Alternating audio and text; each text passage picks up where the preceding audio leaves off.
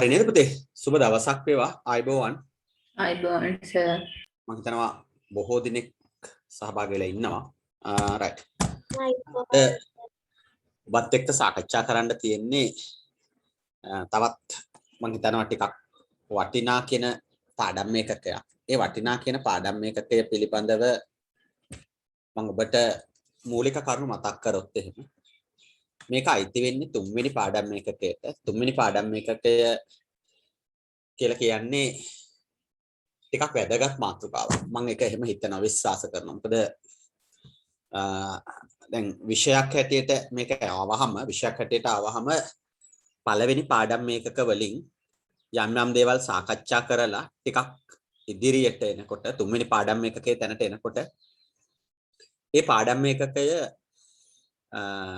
තුල වැඩි විෂය කාරණු ගණනාවක් අන්තර්ගත වෙනවා. අනිත් එක ඔයාලට මම මතක් කරලා දෙන්න ඕනේ sannivedanaya හා මාධ්‍යාධ්‍යයනය කියන විෂය ගුරුවත් පොතේම සඳහන් වෙනවා 12 වසරේ ප්‍රධාන වශයෙන් කොටස් දෙකකට බෙදෙනවා. එකක් sannivedana අධ්‍යයනය, සමාවෙල එකක් මාධ්‍ය අධ්‍යයනය, අනිත් එක ඒ කියන්නේ sannivedanaya අනිත් එක මාධ්‍ය අධ්‍යයනය කියලා. එතකොට එකක් sannivedana අධ්‍යයනය, අනිත් එක මාධ්‍ය අධ්‍යයනය කියලා.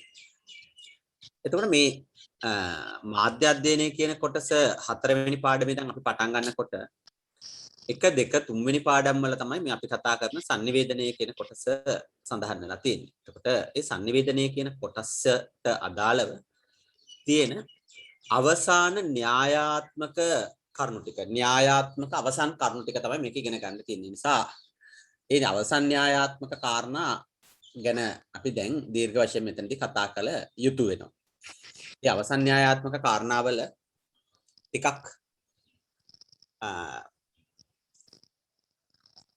වැඩිපුර කරුණු තියෙනවා. ඒත් එකම ගත්තාම මම අර උදේ 5ට 5:00ට විතර දාපු මැසේජ් එක ගත්තාම මේ මැසේජ් එකේ තියෙන යථාර්ථයත් ඒකේ ඇත්තක්. මොකද මම නිකන් ආයෙ ආවර්තනය කරලා බලනකොට සෑම පේපර් එකකම යම් තනි පාඩමකින් එක පාඩමකින් වැඩිම ලකුණු අන්තර්ගත වෙන පාඩමක් හොයලා බැලුවොත් ඉතිහාසය තුල මට හම්බ වෙලා තියෙන්නේ මේ කියන පාඩම් එකක.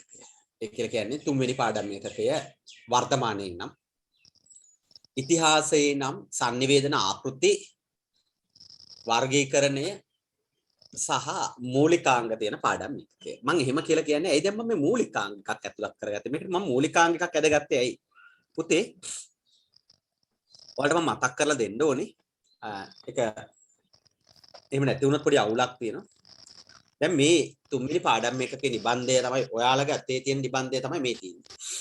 එතකොට මේ නිබන්ධය ගත්තාම මේ නිබන්ධයේ තියෙන මූලික sannivedana වර්ග ස්වරූප සහ ආකෘති කියන මාතෘකා තුන තියෙනවා. නමුත් ඇත්ත කතන්දරය ගත්තාම අපි කියන්නේ රියැලිටි ගත්තාම මේකට ඇතුළත් වෙන්න ඕනේ. මේකට ඇතුළත් වෙන්න ඕන දුවේ පුතේ තව එකක්.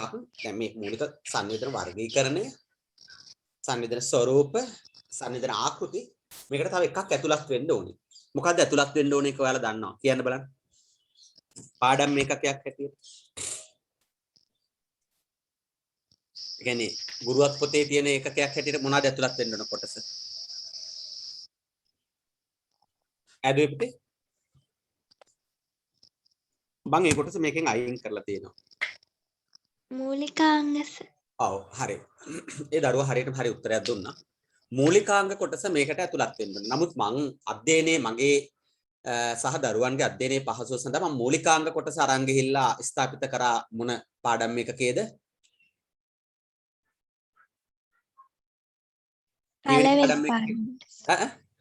පළවෙනි පාඩමට. පළවෙනි පාඩම් එකකේ. දැන් ඔබට උනත් තේරෙනවා මූලිකාංග කොටස එතන ගිහිල්ලා ස්ථාපිත කිරීම සම්බන්ධයෙන් ලොකු වරදක් නැහැ. වරදක් නැහැ කියලා කියන්නේ දරුවෝ උනත් මං හිතනවා ලොකු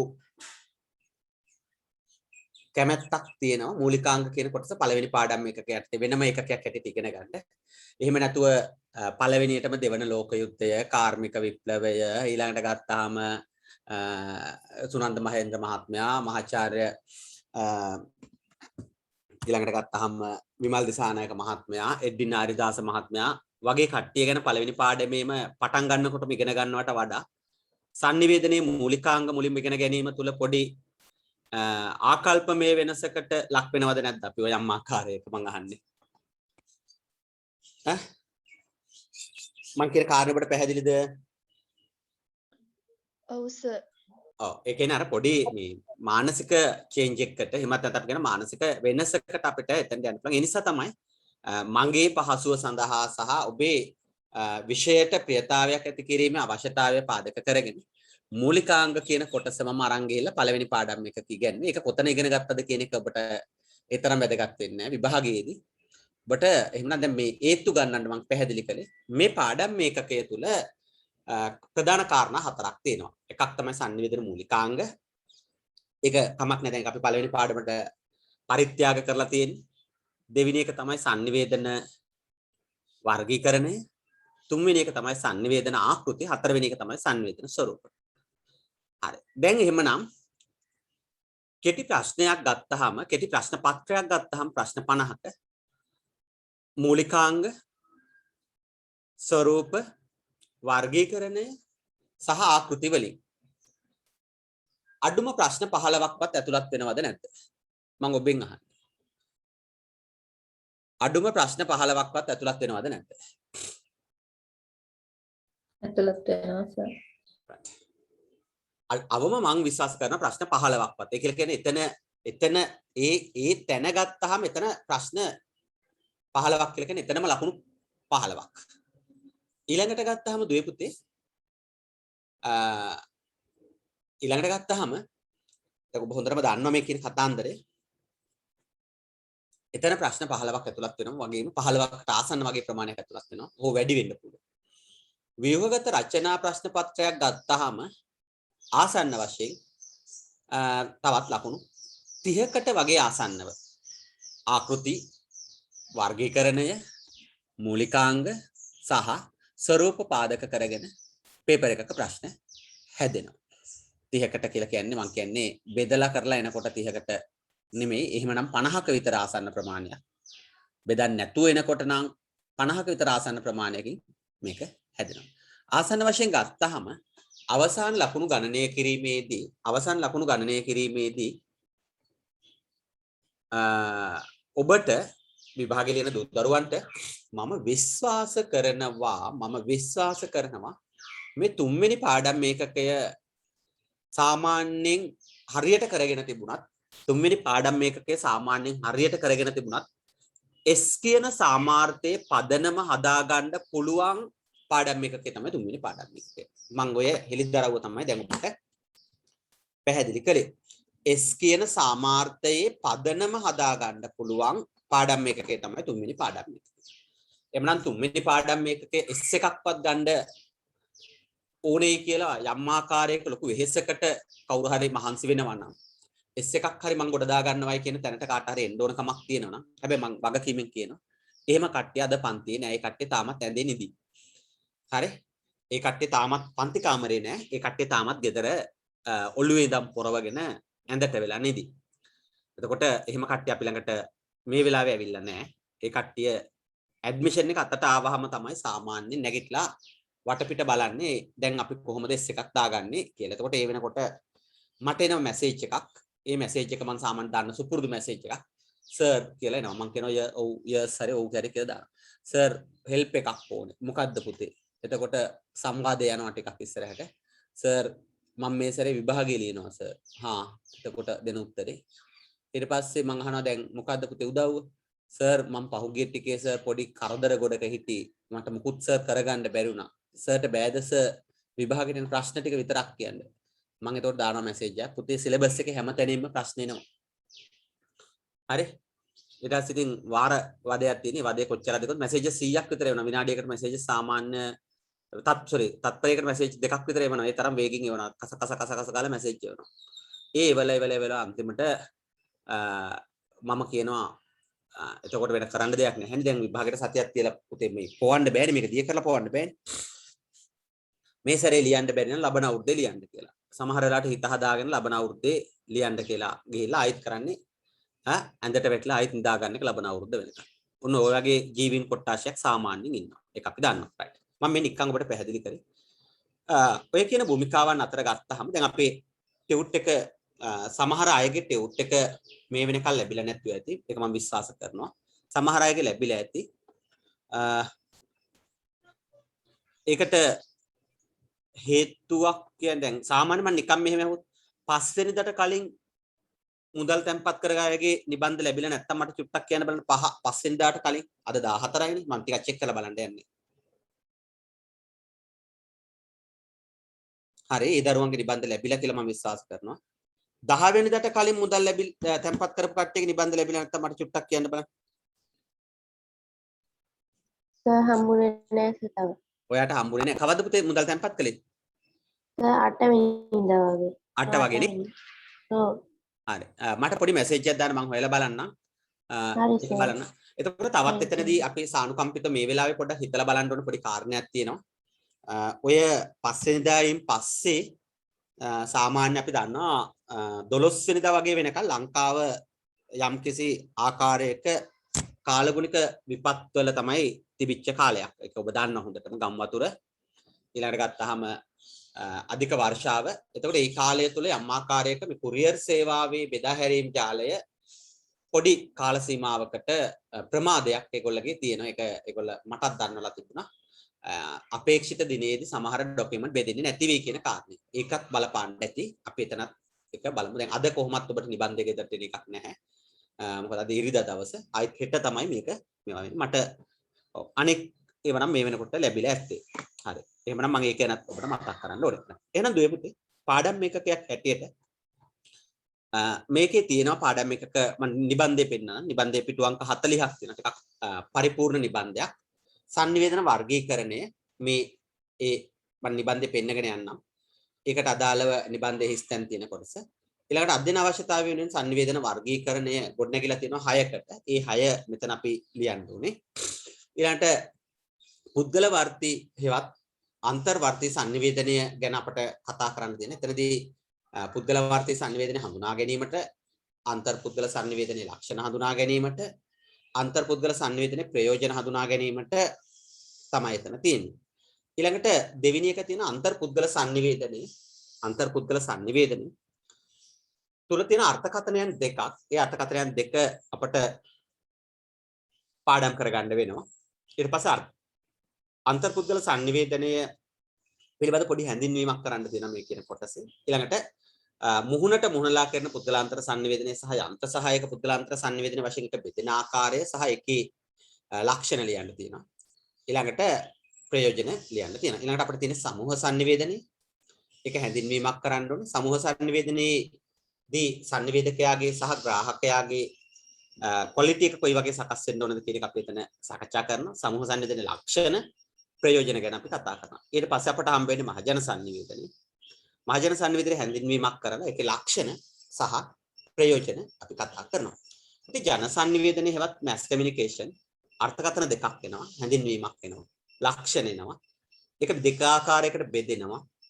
ඒකේ ඊළඟට ජන සංනිවේදනයේ ප්‍රයෝජන හතරක් තියෙනවා. මේක පුළුල් ලෙස මෙතන සාකච්ඡා කළ යුතුයි. ඒකට අපි වෙනම අතිරේක කඩදාසියක් පාවිච්චි කරනවා. ඒක ගැන කතා කිරීම මෙතනදී අපි සිදු කරනවා. ඊළඟට අතත්ත්‍ය සංනිවේදනයේ ලක්ෂණ ප්‍රයෝජන සහ හැඳින්වීම කරලා අපි ඒක පිටු අංක 19ක් වෙනකොට ඉවර කරගන්න. ඊළඟට අපිට තියෙන සංනිවේදන ස්වරූප. අපි ඔන්න මූලික වටේ මේ කියන සංනිවේදන ස්වරූප ගැන කතා කරන්න කලින් වර්ගීකරණය ගැන තමයි කතා කරන්නේ. එhmenan ඔබට දැන් පැහැදිලි මම මේකට ඔබට ගොඩනංවන ලද ප්‍රසන්ටේෂන් එකක් තියෙනවා. මේ ප්‍රසන්ටේෂන් එකත් මම ඔබට ඉදිරිපත් කරන ගමන් මේ පාඩම් එකකට යන්න. එහෙනම් දැන් ඔබට ඔන්න ලියා ගන්න පුළුවන්. මම ওই පැහැදිලි කිරීම ගණනාවක් කළේ මේ පාඩම් එකකය ටිකක් වගකීමෙන් කරගන්න. මේ පාඩම් එකකේ නිබන්ධ එහෙම වගකීමෙන් සම්පූර්ණ කරගන්න කියන කාරණේ. මොකද අද සම්පූර්ණ කරගන්න නිබන්ධ අද ඉඳන් සම්පූර්ණ කරගන්න නිබන්ධ ඔබට විභාගයට සතියක් තියලා විභාගයට දවසක් තියලා විභාගයට පැයක් තියලා පරිශීලනය කරන්න අතේ තියෙන්න ඕනේ ડોකියුමන්ට් එකක්. හරි. මානව සංනිවේදනය තුල එන සංනිවේදන වර්ගීකරණය ඔතන ඇලයිරක් තමයි යන්න ඕනේ කමාවක් නෙමෙයි. ඔය මෙතන යන්න ඕනේ ඇලයිරි මේක මේ යම් ආකාරයක මුද්‍රණයේ තියෙන මගේ අතින් වෙච්ච අඩුපාඩු මේ තියෙන්නේ. ඒවා අපි නිවැරදි කරගන්න. මෙතන ඇලයිරි යන්න ඕනේ. ඒක හා ඕනනම් කපන්න පුළුවන්. නැත්නම් තියන්න පුළුවන්. මානව sannivedanaya තුල එන sannivedana වර්ග පසුතල ඔන්න ඕකට තියෙනවා නම් 4ක්. ඔය නම් 4ම පේපර් එකේ කොතනක හරි එන්න පුළුවන්. ඒ නම් 4න් තමයි අපි මේක අධ්‍යයනය කරන්න ඕනේ. sannivedana වර්ග නැත්නම් වර්ගීකරණය. එහෙම නැත්නම් පසුතල හා ප්‍රභේද යනුවෙන් මේක හඳුන්වනවා. right. පුතේ sannivedana වර්ගීකරණය බිහි වෙන්නේ මොකක් නිසාද? sannivedana වර්ගීකරණය බිහි වෙන්නේ මොකක් නිසාද? ඒක විභාග ප්‍රශ්නයක්, කෙටි ප්‍රශ්නයක්. sannivedana කොහේ හරි අයිනක ලියා ගන්න. අයිනක කියලා මම අදහස් කරන්නේ මේ නිබන්ධයේ ඔය තිරස් රේඛාවන් මෙන්න මෙහෙම ඉඩ තියෙන බෝඩර්. ඒ බෝඩර් එකක ලියා ගන්න. sannivedana වර්ගීකරණය ගොඩනැගිලා තියෙන්නේ ලියා ගන්න. sannivedana වර්ගීකරණය ගොඩනැගිලා තියෙන්නේ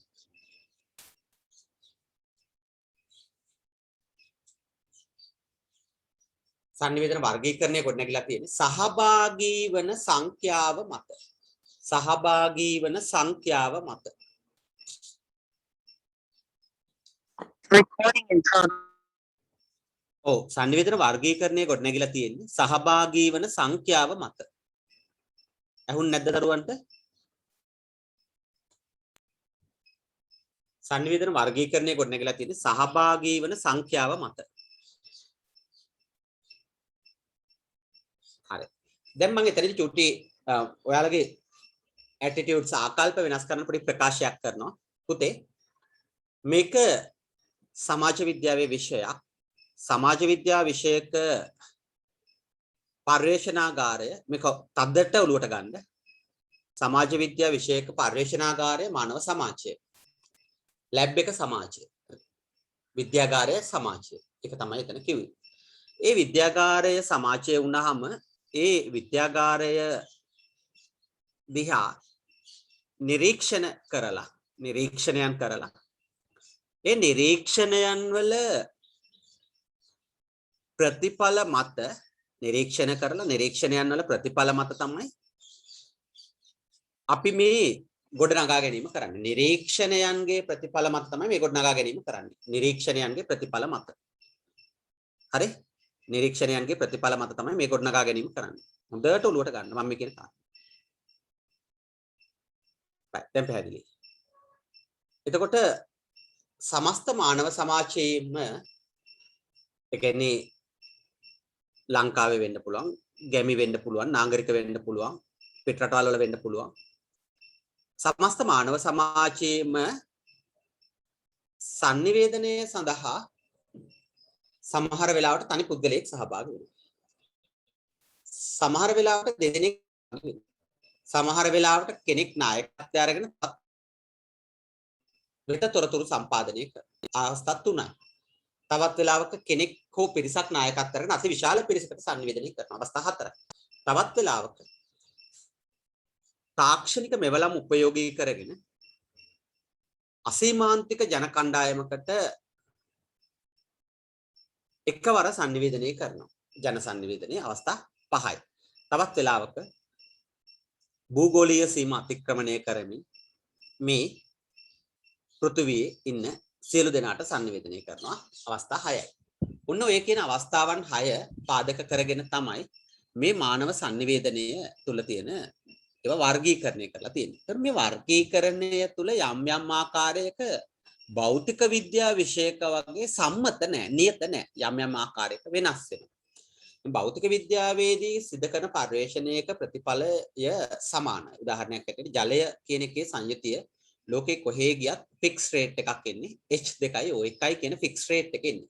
හැබැයි දැන් සමූහ sannivedanayට සිටිය යුතු සංඛ්‍යාව උපරිම කීයද අවම කීයද කියලා අහුවොත් අපිට ෆික්ස් රේට් එකක් දක්වන්න පුළුවන්ද? අපිට ෆික්ස් රේට් එකක් දක්වන්න පුළුවන්ද? මම ඔයාලගෙන් අහන්නේ. බෑ. අපිට ෆික්ස් රේට් එකක් දක්වන්න පුළුවන්ද? බෑ සර්. එක තුන් කොහෙත්ම දෙනෙකුට බෑ. වැඩි. අන්න ඒකයි මම ඔබට පැහැදිලි කරේ. ඒක ෆික්ස් රේට් එකක් දක්වන්න බෑ. එහෙමනම් අපි කරන්න ඕනේ සමාජ විද්‍යාත්මකව ඒ හොඳට නිරීක්ෂණය කරන්න. නිරීක්ෂණය කරලා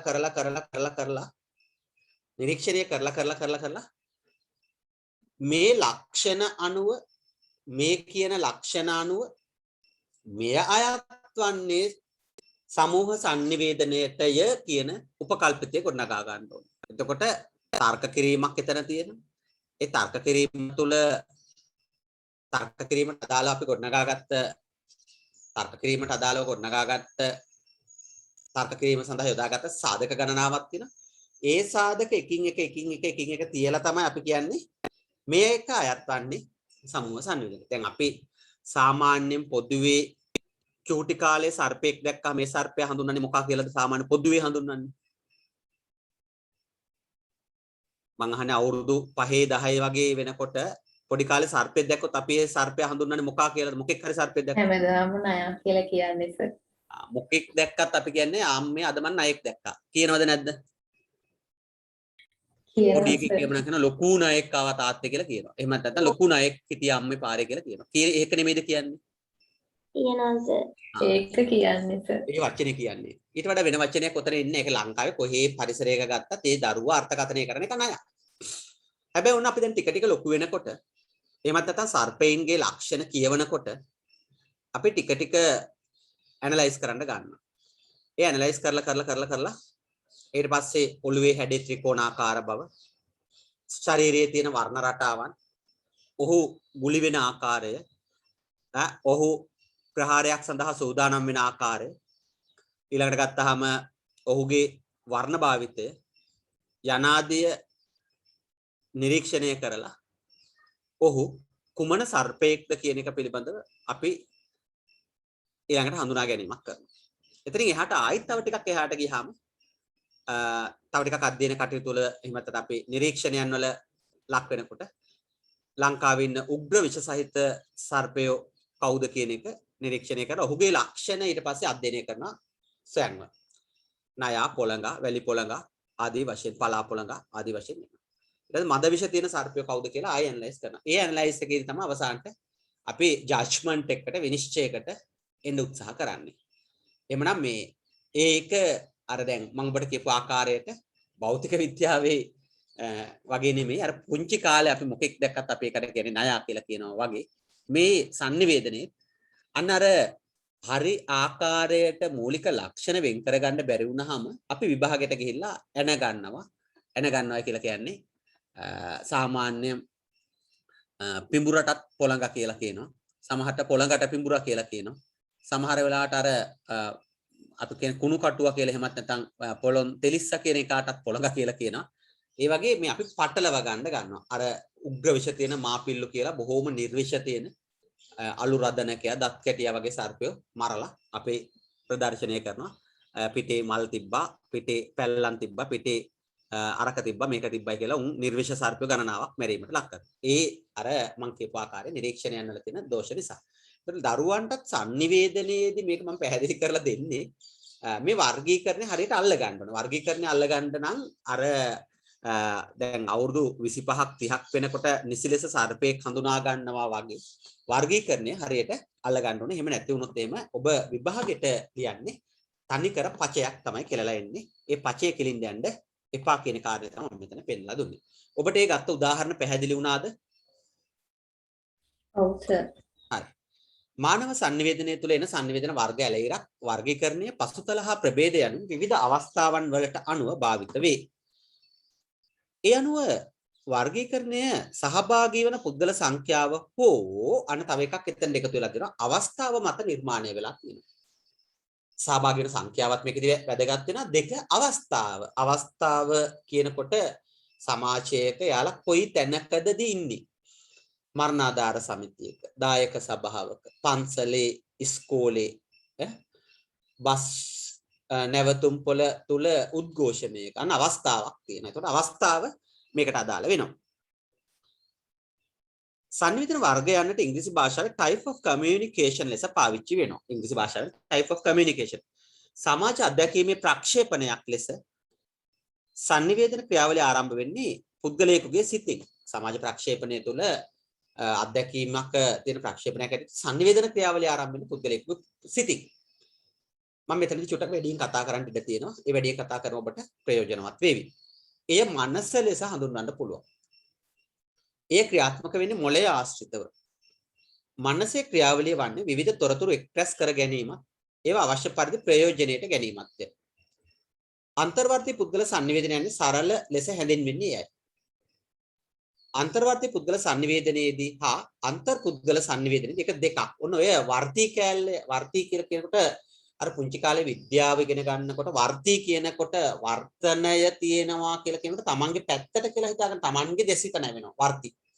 වර්තී කියනකොට තමන්ගේ දෙසට නැවෙනවා කියන ආකල්පය ගන්න. ඔක විභාගෙට ඔතනක් පටලවා ගන්න අපේ දූපුතු. අන්තර් මේක කියන අන්තර්වර්තී පුද්ගල sannivedanaයේදී හා අන්තර් පුද්ගල sannivedanaයේදී පුද්ගලයා ප්‍රධාන වෙනවා. පුද්ගලයා තමයි ප්‍රධාන වෙන්නේ. කියන්නේ පර්සන් කියන කෙනා එයාට ලොකු තැනක් වෙනවා.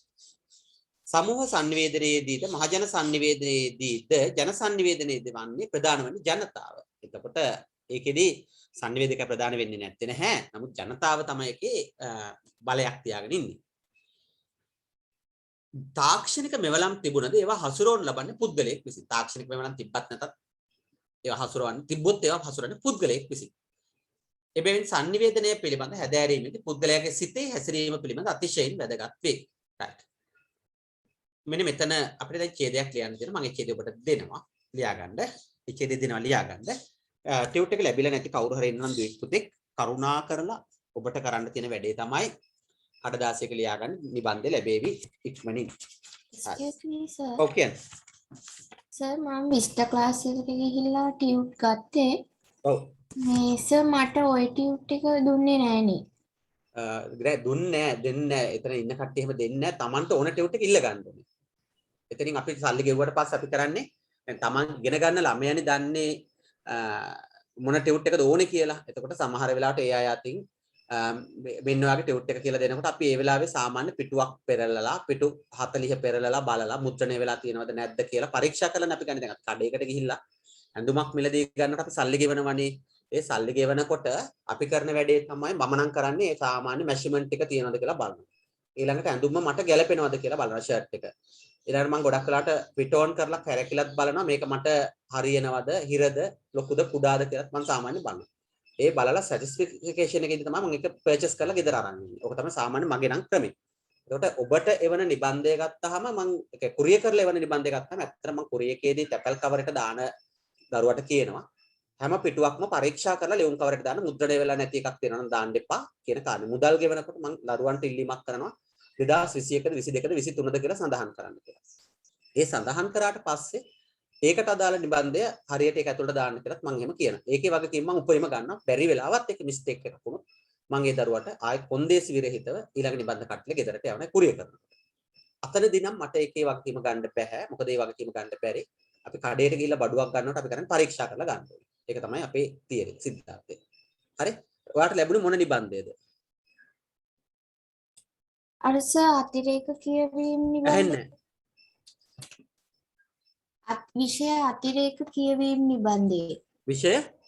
විෂය අතිරේක කියවීම නිබන්ධයේ. පළවෙනි එකද ඒතර අංකයක් තියෙනව නේද පළවෙනි පිටුවේ? කීයක් තියෙන අංකය?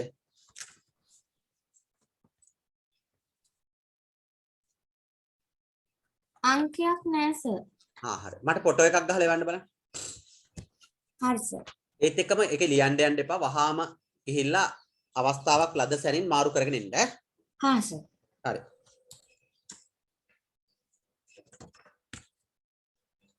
ලියාගන්න මෙතන. මම පිටු අංකය කතා කරන්නේ 2 ගැන. 2 කියන පිටු අංකය 2 කියලා කියන එකේ පිටු අංකයක් නැහැ. හිස්තැන පේනවා ඔබට. මෙන්න මේ පිටුවෙන් පස්සේ 3 නෙමෙයි 4 සමා වෙන්නේ. පිටු අංකය 4. sannivedana වර්ගය නම් කිරීමේ සිට ලියාගන්න. sannivedana වර්ගය නම් කිරීමේ සිට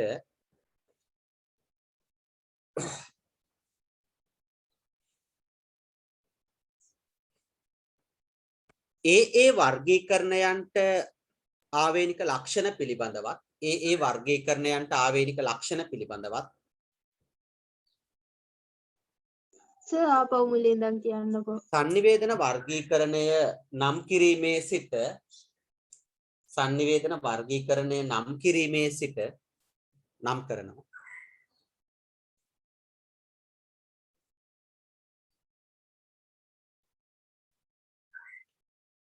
ඒ වර්ගීකරණයන්ට ඒ වර්ගීකරණයන් හැඳින්වීමටත් එහෙම ලියාගන්න. ඒ වර්ගීකරණයන් හැඳින්වීමටත් ඒ වර්ගීකරණයන් හැඳින්වීමටත්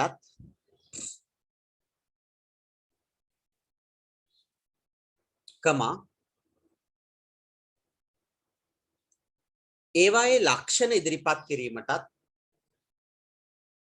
ලක්ෂණ ඉදිරිපත් කිරීමටත්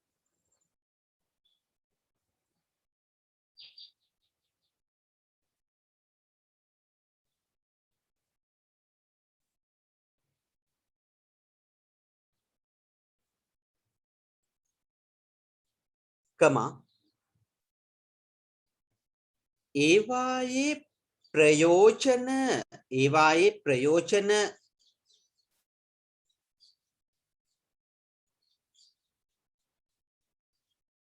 පුද්ගලයෙකුට වැදගත් වන ආකාරය පිළිබඳවත් ඒවායේ ප්‍රයෝජන පුද්ගලයෙකුට වැදගත් වන ආකාරය පිළිබඳවත්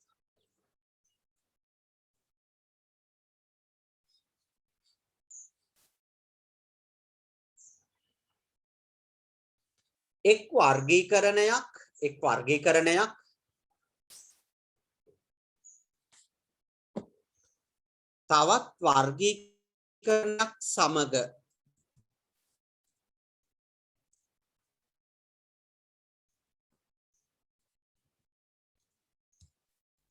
තවත් වර්ගීකරණයක් සමග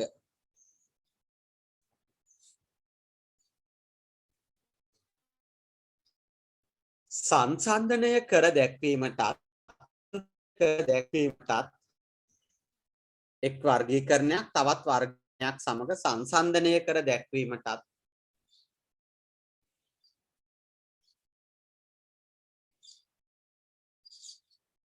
මෙම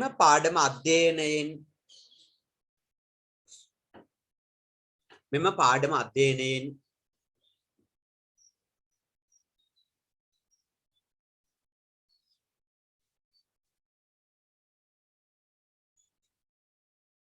සිසුවෙකු ලෙස නිපුණතාවය අත්පත් කරගත යුතුය. ශිෂ්‍යයෙක් හැටියට නිපුණතාවය අත්පත් කරගත යුතුය. සිසුවෙකු ලෙස ශිෂ්‍යයෙක් ලෙස නිපුණතාවය අත්පත් කරගන්න ඕනේ.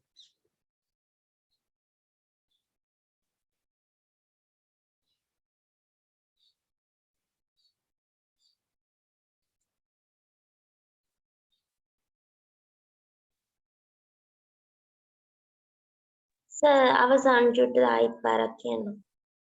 සිසුවෙකු ලෙස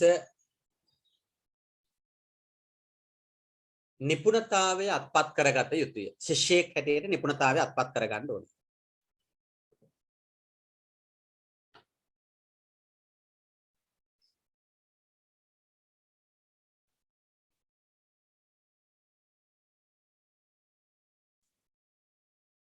ඔය ටික උද්ෘත පාඩ ඇතුලේ highlight වුණාට කමක් නැහැ කියලා මට හිතෙනවා. ඒ කියන්නේ ඔය ටික උද්ෘත පාඩක. ඔය තමයි මේ පාඩම් එකේ ප්‍රධාන සාරාංශය.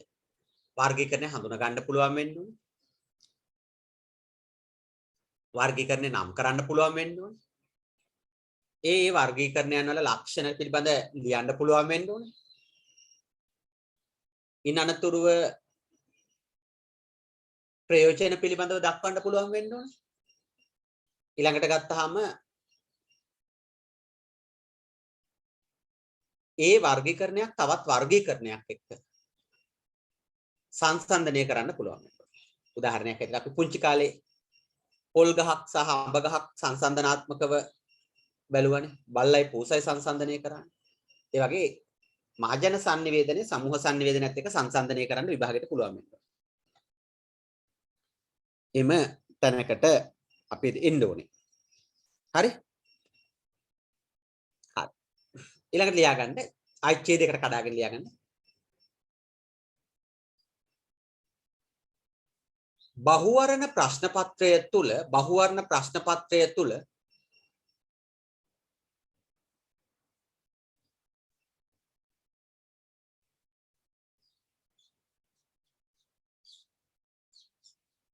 ඉදිරිපත් කෙරෙන බහුවර්ණ ප්‍රශ්න පත්‍රය තුල ඉදිරිපත් කෙරෙන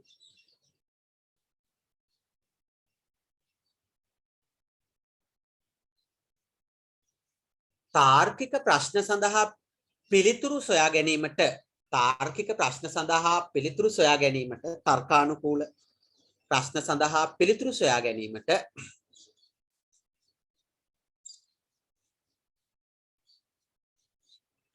තාර්කික ප්‍රශ්න සඳහා පිළිතුරු සොයා ගැනීමට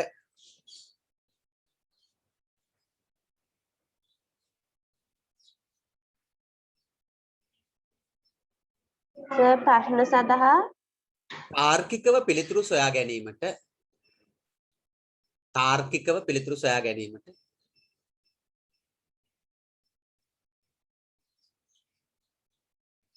sannivedana වර්ගීකරණය සියුම් ලෙස නිරීක්ෂණය කර sannivedana වර්ගීකරණය සියුම් ලෙස නිරීක්ෂණය කර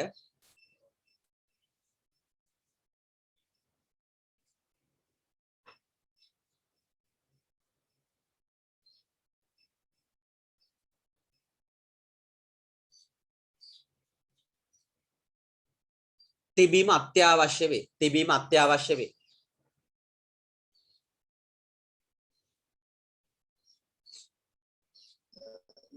මොකද්ද sannivedana වර්ගීකරණය සියුම් ලෙස නිරීක්ෂණය කර තිබීම අත්‍යවශ්‍ය වේ. sannivedana වර්ගීකරණය සියුම් ලෙස නිරීක්ෂණය කර තිබීම අත්‍යවශ්‍ය වේ.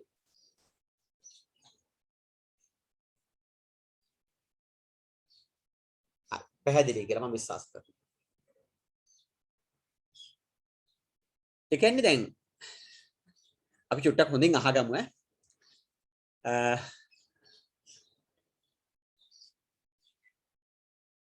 ඔව් මම මේ කල්පනා කරේ කොතනින්ද පටන් ගන්න කියලා. දැන් විභාගයේ MCQ වලට අහන ප්‍රශ්න ගත්තාම සියුම් ලෙස නිරීක්ෂණය කරලා තිබුණ නැත්නම් උත්තර ලියන්න බෑ. හරි? ඒ කියන්නේ තර්ක කරන්න. දැන් උදාහරණයක් හැටියට අපි සර්පය ගැන උදාහරණයක් ගත්ත උදේම ඒකෙන් මම යන් එහෙනම් දිගට. මට සාමාන්‍යයෙන් උදාහරණ ගන්න පුළුවන්. දැන් මොන සර්පයා දැක්කත් අපි නයා කියලා කියන්න පුරුදු වෙලා හිටියා වගේ. දැන් විභාගයට අහනවා අපි නිකන් උපකල්පනය කරනවා. මේ මෙහිම ප්‍රශ්න අහන්නේ මම කියන්නේ උපකල්පනය කරනවා. හරි මෙහෙම ඇඟේ ලක්ෂණ මෙහෙම තියෙනවා. මේ වගේ ඔළුවේ හැඩේ තියෙනවා. මේ වගේ ඇස් දෙක පීටලා තියෙනවා. ඇඟේ ඉහළ ප්‍රදේශයේ මෙහෙම කොරපොතු තියෙනවා. ඔහොම කියලා ආනවා. මේ සර්පයා විය හැක්කේ නැත්නම් පෙඳි කූර ටිකක් දිගට තියෙන නැත්නම් පෙඳි කූර කොටට තියෙනවා. ඔහොම කියලා මේ සතා විය හැක්කේ කියලා ඔහොම කියනවා. ඔළුවේ කුරුසයක හැඩයක් තියෙනවා. හිස මුදුනේ කුරුසයක හැඩයක් තියෙනවා. ශරීරයේ දුඹුරු පැහැයෙන් යුක්තයි. කළු පැහැටි පුල්ලි තියෙනවා.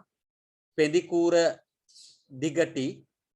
හරි අහනවා 1 පිඹුරෙක්ය 2 පලා පොළඟෙක්ය 3 පිරිමි පොළඟෙක්ය 4 ගැහැණු පොළඟෙක්ය 5 පොළොන් තෙලිස්සෙක්ය. දැන් නාලා වරෙන්කෝ. දැන් නාලා වරෙන්කෝ. ඇයි නාලා එන්න කියලා කියන්නේ දැන් වැඩි සීන් එක. දැන් හැමෝගෙම එක වගේ ලක්ෂණ තියෙනවා. ඔව් දැන් ගත්තම මූලික වශයෙන් අර හිස මුදුනේ කුරුසයක ලක්ෂණය තියෙනවා නම් අර ත්‍රිකෝණාකාර මම මේ කියන්නේ නිකන් දැන් ඔයාලට උදාහරණයක් ගත්තේ දැන් පොළඟගේ ඔළුවම ඔය හැඩෙට එන්නේ ඔය ඔළුව හැඩේ එනකොට මෙතන S2 තියෙනවා මොහොම තමයි පොළඟක ඔළුව මේ ත්‍රිකෝණාකාර තමයි ඔළුව තියෙන්නේ මේ විදිහට මෙහෙ තමයි ඇඟ යන්නේ. ඒතර මෙතන සාමාන්‍ය පොළඟගේ තියෙන විශේෂ ලක්ෂණයක් තමයි ඔතන පොඩි ක්‍රොස් එකක් තියෙනවා කුරුසයක් තියෙනවා. ඒක දැන් අපි දාන්නවා. අය කතා දෙකක් නැවනම් ඡායාරූපයක් ඉන්ටර්නෙට් එකෙන් ඩවුන්ලෝඩ් කරලා බලන්න උතර කුරුසයක් තියෙනවා. දැන් ඒක හරි මේක පොළඟෙක් කියන එක හරි. දැන් මේකේ ප්‍රශ්නෙට උත්තරයක් අහලා දෙනවා මේක මේ පෙඳි කූරක් ගැන කියලා ඒක පිරිමි පොළඟෙක් එක ගෑනු පොළඟෙක් කියලා. දැන් නාලා එන්න ඕනේ. දැන් සීන් එක සෑහෙන දිගයි වැඩි. හරි? දැන් පොළඟෙක් කියන එක ෂුවර්. ආයේ කතා දෙකක් නැහැ. මොකද හිසේ කුරුසයක් තියෙනවා කියලා කිව්වනම් ඒක එතන මේ ක්‍රොස් එක කරනවා නම් ඒක පොළඟෙක්. හරි? අලු පාට පොඩි ක්‍රොස් එකක් තියෙනවා. නිරීක්ෂණය කර මම දන්නේ මමත් ඔය පොළොංගු අල්ල නිරීක්ෂණය කරේ නේ ඡායාරූප වලින් නිරීක්ෂණය කර අපි. හරි. දැන් මේ පිරිමි සහ ගෑනු එක අඳුර ගන්න සිද්ධ වෙලා තියෙනවා. ඒ වගේ තමයි දැන් අපිට පොළොංගු හොයාගන්න යන්න ඕනේ. sannivedana වර්ගීකරණය තුල අන්න අර සියුම් නිරීක්ෂණයන්ට අපි ලක් වෙනවා. හරි. දන්න කෙනෙක් කියන්න බලන්න මේ සර්පයේගේ ගැහැණු සතා සහ පිරිමි සතා හඳුනා ගැනීම සඳහා ශරීරය තුල නිරීක්ෂණය වෙන ලක්ෂණය මොකක්ද කියලා. දැන් අපිට ඔන්න දැන් අපි ඔක්කොටම අර පොදුවේ දන්න හුත්තප්පර ඔක්කොටම එක නය කී අපිට දැන් සිද්ධ වෙනවා මේක මේ පිරිමි පොළඟේද ගෑනු පොළඟේද කියලා කියාගන්න බාහිර නිරීක්ෂණය. විද්‍යාගාරයට තරම් යන්නේ නැතුව. දැන් ටික වැඩි කචල් නේද? මම මේ කියන කතන්දරේක වැඩි කචල් නේද? අන්න නිරීක්ෂණය සංවේදන වර්ගීකරණයේ දේ තරම් ගැඹුරට අපි මේවා නිරීක්ෂණය කරන්න ඕනේ. ගැඹුරට නිරීක්ෂණය කරන්න. එහෙම නැත්නම් අපි අත අහන ප්‍රශ්නයකට අන්න අර වගේ එක වගේ උත්තර තියෙනවා මේවා කරන්න බෑ. හරි මම නිකන් ඒකේ උත්තරේ කියලා දෙන්නම්. මම සාමාන්‍ය මේ ඔය නිකන් ඉන්න වෙලාවට විවේක තියනකට ඔය එක එකව නිරීක්ෂණය කරන නිසා පොතේ සර්පයේ ස්ත්‍රී පුරුෂ භාවය හොයන්න ලේසිම ක්‍රමය තමයි මේ පෙඳිකූර දිගට මොකක්ද අපි කියන්නේ පෙඳිකූර දිගට දැන් අපි එක කියන්නේ මෙහෙම පෙඳිකූර ඔන්න ඔය වගේ උල් සහගත දිගට තියෙනවා නම් එයා පිරිමි සතෙක් හැටියට මේ පෙඳිකූර දිගට නැතුව යම් ආකාරයක පෘෂ්ටිමත්ව මේ හරි මෙහෙම වෙනවා නම් එයා ගැහණු සතෙක් හැටියට සාමාන්‍ය වර්ගීකරණය වෙනවා බාහිර නිරීක්ෂණයන්ගෙන්. හරි. එතකොට ඔය තමයි සාමාන්‍ය ලක්ෂණ. එතකොට දැන් අන්න ඒ වගේ අපිට දැන් විභාගයට දෙනව මේ સિદ્ધාන්තයේ පිළිබඳ ලක්ෂණ. ඒ ලක්ෂණ වචන වලින් දෙන්නේ රූප වලින් දෙන්නෙත් නෑ. දැන් ඔයාලා හිතා ආ නෑ අපිට දෙයි වර්ණ රූපයකින් දෙයි කියලා. නෑ සංවේදන වර්ගීකරණ එහෙම දෙන්නේ නෑ. අපට වචන වලින් දෙන එක එක ලක්ෂණ. හරි? sannivedanaya සඳහා දෙදෙනෙක් හෝ කීප දෙනෙක් සහභාගී වේ. අවශ්‍යතාවය අනුව තාක්ෂණික මෙවලම්ද භාවිතයට ගනු ලැබේ. ක්ෂණික ප්‍රතිපෝෂණ ක්‍රියාවලියක්ද දැකිය හැකිය. මෙය අන්තර්වර්තී පුද්ගල sannivedanaya. මෙය සමූහ sannivedanaya. මෙය මහජන sannivedanayයි. මෙය පුද්ගලාන්තර sannivedanayයි. හරි? මෙය ජන sannivedanayයි. දැන් මොකක් වගේ උත්තරේ කියලා ඔන්න අහනවා. ඔන්න ඕක තමයි මම අර කියපු සර්පයාගේ කතන්දරය. දැන් සියුම් ලෙස නිරීක්ෂණය කරලා තිබුණ නැත්නම් ඒ ලකුණ ගන්න බෑ. ඇත්තට මේකට මොකද්ද උත්තරේ? පුද්ගලාන්ත sannivedana ඔය ප්‍රශ්නේ මතක නැහැනේ ප්‍රශ්නේ කිව්වේ sannivedana අවස්ථාව සඳහා දෙදෙනෙකු හෝ කිහිප දෙනෙක් සහභාගී වේ අවශ්‍යතාවය අනුව තාක්ෂණික මෙවලම් භාවිතා කරේ ප්‍රතිපෝෂණ ක්‍රියාවලිය ෂණිකව සිදුවේ. සමූහ සංවේදනය. සමූහ සංවේදනය නේද? ඔන්න වැරදුනා. අන්තර්පුද්ගල sannivedana අන්න වැරදුනා. ඒ කියන්නේ මුලින්ම සමූහ කියපු කට්ටියගේ උත්තරේ වැරදුනේ. ඇයි වැරදුනේ? අන්තර්පුද්ගල sannivedana පුද්ගල කියපු දරුවා හරි. ඇයි අන්තර්පුද්ගල හරියන්නත් අරක වරදින්නත් හේතුව? ක්ෂණික ප්‍රතිපෝෂණය. ඔව් සමූහ සංවේදනයේ තියෙන ප්‍රතිපෝෂණේ තියෙන්න පුළුවන් නේ. මරණාධාර සමිතිය මරා ගන්න පුළුවන්. ඒ දෙක තියෙන්න පුළුවන්. ආයි එක පොයින්ට් එකයි. ඒක අල්ලගන්න තිබුණ එක තැනයි. දෙදෙනෙකු අතර ඇතිවීම ආන්න අර දරුවා අල්ලගත්තට ගාලා දෙදෙනෙකු හෝ කිහිප දෙනෙක් අතර කියලා එක පටන් ගත්තේ. ඩයනමික් කියන යුගල සංවේදනය. දැන් ඔබට තේරෙනවා අර පොළඟගේ කතන්දරේ අල්ලගන්න තිබුණ අර පෙඳිකූරේ දිගටිභාවය කියන වචනේ ඉන්නේ. ඒක කෙරේ අවධානය යොමු කරේ නැත්නම් ඒ ප්‍රශ්නෙට උත්තරේ කරන්න බෑනේ එක පිරිමිද ගැහමුද කියලා. ඒතර මේකෙදිත් ඒ වගේ තමයි එක තැනකින් විතරයි ප්‍රශ්නේ එක තැනකින් විතරයි ටක් ගාලා ලකුණ හොයාගන්න ඉඩ තියෙන්නේ. තර්ක කරන්න තියෙන්නේ නැත්නම් ගැස්සෙනවා. මේ ඇයි මං මේ දැන් තියරි පන්තියක උගන්වනකොට නම් මං ඔය තාර්කික පොයින්ට් එකකට අරන් ඇවිල්ලා මේක තියන්නේ නැහැ. නමුත් දැන් රිවිෂන් එකේ මේ අද කතා කරන්නේ මේ පාඩමේ අන්තිම දවසේ. රිවිෂන් එකේදී මම මේ කතා කරන්නේ මේ පාඩමේ අන්තිම දවසේ. ආයි මම මේ දැන් පළවෙනි පාඩම හෝ දෙවෙනි පාඩම ආයි රිවිෂන් පන්තික කතා කරන්නේ නැහැ නේ ඔයාලත් එක්ක. දැන් ඔයාලට ඒක තේරෙනවා. ඒක මේ කතා කරන අන්තිම දවසේ. ඒ නිසා තමයි දුවේ පුතේ අර අපි මේ රිවිෂන් එකේදී අපි කොච්චර ටැලන්ට් උනත් රිවිෂන් එකේදී ඒ කියන්නේ අර තර්ක කරන අන්තිම පොයින්ට් එකට ගිහලා අන්තිම පොයින්ට් එක අපි හොයා ගන්න ඕනේ. දැන් ඉස්සෙල්ලා ප්‍රශ්නේ ගත්තාම ඒක එක පොයින්ට් එකයි උත්තරේ හොයාගන්න තියෙන්නේ. දෙදෙනෙකු හෝ කිහිප දෙනෙක් අතර සිදුව. කෙලින්ම යුගල sannivedanaye කෙලින්ම යුගල මම ඉන්න පෙන්නන්නම් ඔයාලට. මට ඒක පෙන්වන්න පුළුවන්. මෙතන අපි ගත්තාම මේකේ තියෙනවා පැහැදිලිවම මේ තියෙනවා මේ පුද්ගලයන් දෙදෙනෙකු හෝ වැඩි දෙනෙකු අතර සිදුවන තොරතුරු. මෙතන කියන අන්තර්පුද්ගල sannivedanayeදී ඒකෙත් කියනවා කිහිප දෙනෙකු අතර ඒ අතර සිදුවන දෙදෙනෙකු අතර වද සිදුවිය හැකි ඩයනමික් එකවත් යුගල sannivedanaye. ඔය වචනෙන් තමයි උත්තරය අල්ලගන්නේ. දැන් අපිට පැහැදිලි. පුතේ මීඩියා වල ලකුණු 91කට යන ඒකේ ඉන්න කෙනා ලකුණු 90 අල්ලගන්නේ ඔන්න ඔය තර්ක කිරීම තුළ. B සාමාර්ථය ඉන්න කෙනා A සාමාර්ථයට යන්නේ ඔන්න ඔය තර්ක කිරීම තුළ.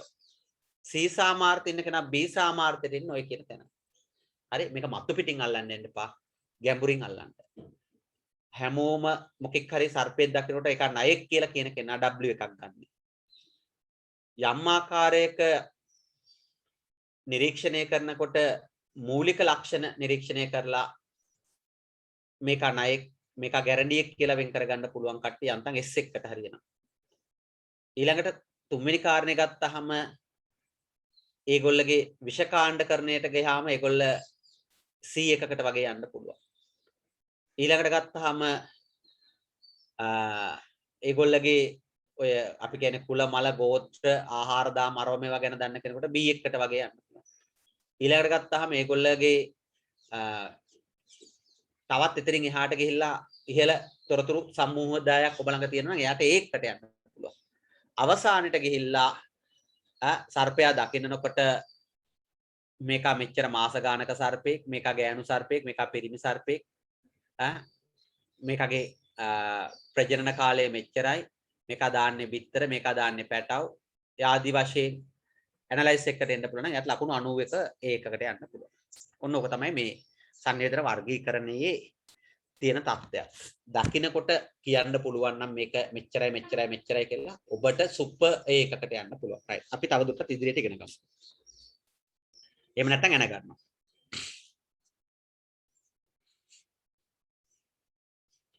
ඡේදයකට ගන්න. වර්ගීකරණය හරහා අසා ඇති ප්‍රශ්න වලට පිළිතුරු සැපයීමේදී වර්ගීකරණය හරහා අසා ඇති ප්‍රශ්න වලට පිළිතුරු සැපයීමේදී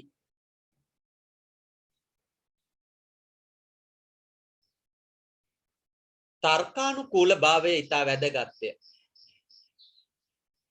වර්ගීකරණයට අදාළව අසා ඇති ප්‍රශ්න වලට පිළිතුරු සැපයීමේදී තර්කානුකූල භාවය ඉතා වැදගත්ය.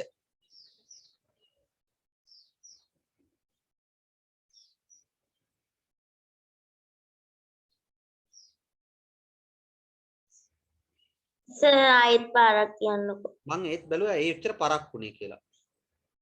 හරි. ඒක අහන්න. sannivedana වර්ගීකරණයට අදාළව පිළිතුරු සැපයීමේදී තර්කානුකූල භාවය ඉතා වැදගත්ය.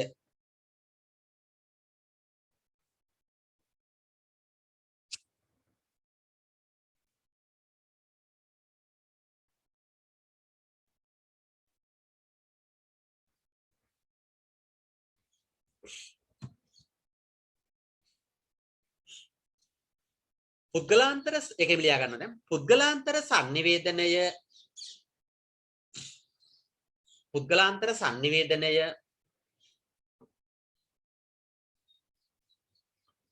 මුහුණට මුහුණලාම සිදුවිය යුතු නොවේ. පුද්ගලාන්තර sannivedanaya මුහුණට මුහුණලාම සිදුවිය යුතු නොවේ.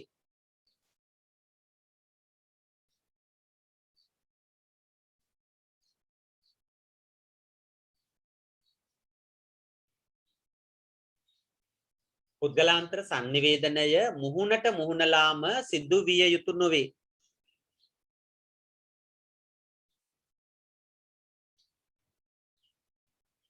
එය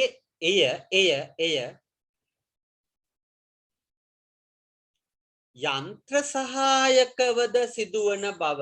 යන්ත්‍ර සහායකවද සිදුවන බව දැන සිටිය යුතුය.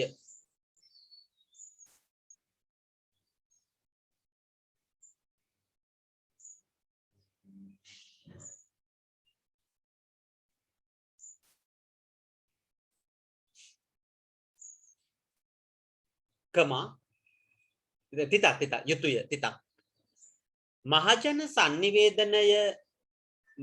sannivedanaya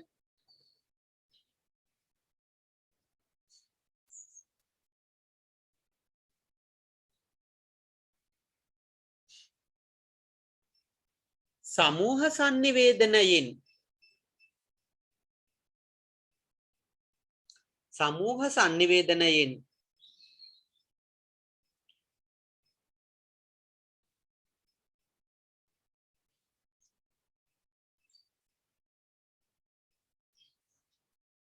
වෙනස් වන්නේ කෙසේද යන්න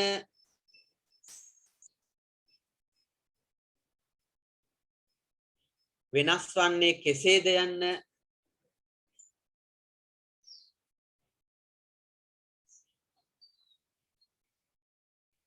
ඔබට නිරීක්ෂණය කළ හැකි විය යුතුය. ඔබට නිරීක්ෂණය කළ හැකි විය යුතුය.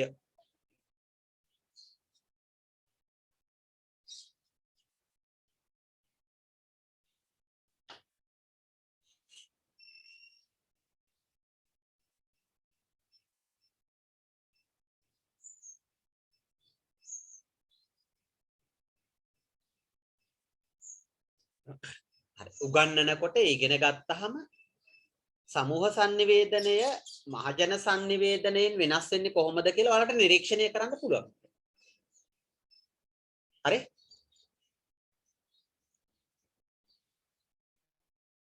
ඒක තව ලක්ෂණයක්. ඊළඟට ගත්තාම ඡේදයකට ආයෙ ලියා ගන්න.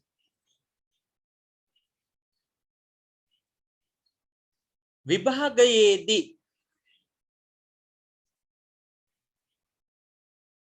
මෙම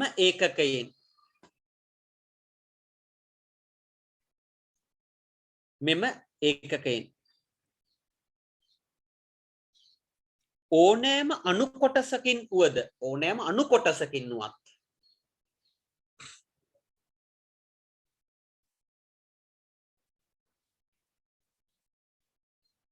ඕනෑම අණු කොටසකින් වුවද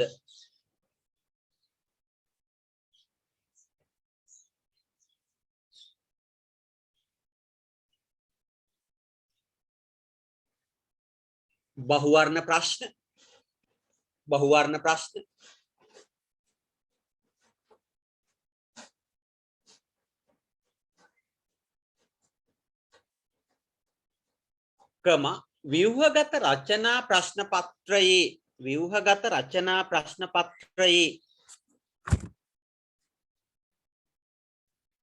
ව්‍යුහගත රචනා ප්‍රශ්න පත්‍රයේ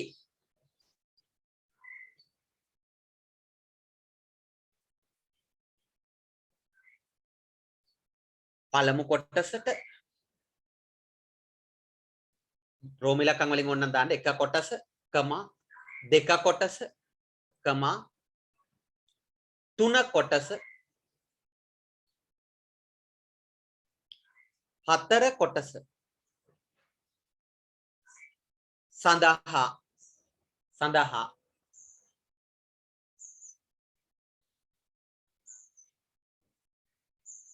ප්‍රශ්නයක් සැකසීමේ හැකියාව පවතී.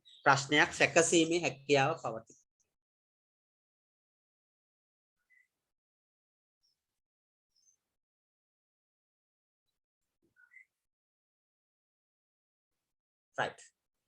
ඔය මම පෙන්නුවේ මේ ඒකකය ලකුණු උල්පතක් කියන කාරණේ. ඒ ලකුණු උල්පතක් කියන කාරණේ අවබෝධ කරගත්තේ නැති තාක්කල් බරපතල ගැටලුවක්.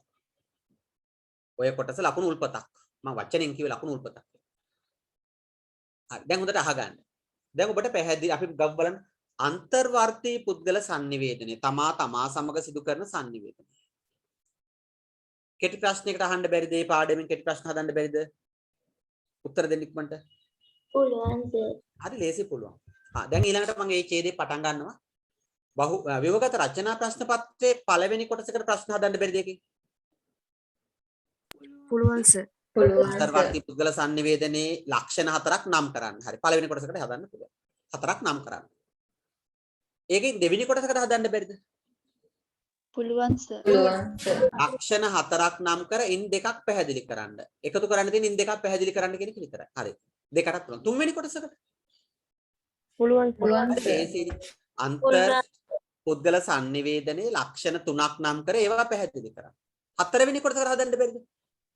පුළුවන් සර්. ඒක පුළුවන්. අන්තර් පුද්ගල sannivedanaye ලක්ෂණ 4ක් නම් කර ඒවා නිදසුන් සහිතව පැහැදිලි කරන්න. එහෙනම් ඔබ හොඳට දැනගන්න ඕන ලකුණු 4 ඉඳන් 16ක් දක්වා කාලය මිනිත්තු 3ක ඉඳන් මිනිත්තු 12ක් දක්වා ලියන්න ප්‍රශ්න හදන්න පුළුවන් මේක කොටස. හරි. එහෙනම් ඒක විතරක් ඔළුවට තියාගන්න. ඒ වගේම ඔය ප්‍රශ්න රටාව පුද්ගලාන්තර sannivedanayට පුද්ගලාන්තර sannivedanayi කියලා දෙන්න. පුද්ගලාන්තර sannivedanaye ලක්ෂණ 4ක් නම් කරන්න. පුද්ගලාන්තර sannivedanaye ලක්ෂණ 4ක් නම් කරලා දෙකක් පැහැදිලි කරන්න. පුද්ගලාන්තර sannivedanaye ලක්ෂණ 3ක් පැහැදිලි කරන්න. පුද්ගලාන්තර sannivedanaye ලක්ෂණ 4ක් නම් කරේවා නිදසුන් සහිතව පැහැදිලි කරන්න. ඊළඟට සමූහ sannivedanayටත් ඒ ප්‍රශ්නෙම කන්වර්ට් කරන්න. ජන sannivedanayටත් ඒ ප්‍රශ්නෙම කන්වර්ට් කරන්න. මහජන sannivedanayටත් ඒ ප්‍රශ්නෙම කන්වර්ට් කරන්න. සමූහ අතත්ත්ව sannivedanayටත් ඒ ප්‍රශ්නෙම කන්වර්ට් කරන්න. ඔබට දැන් පැහැදිලි මම කියපු ප්‍රශ්න රටාවකින් හදන්න පුළුවන්. හරි. එහෙමනම් දැන් ඒක දැනගෙන අපි ඊළඟ භූමිකාවට යමු.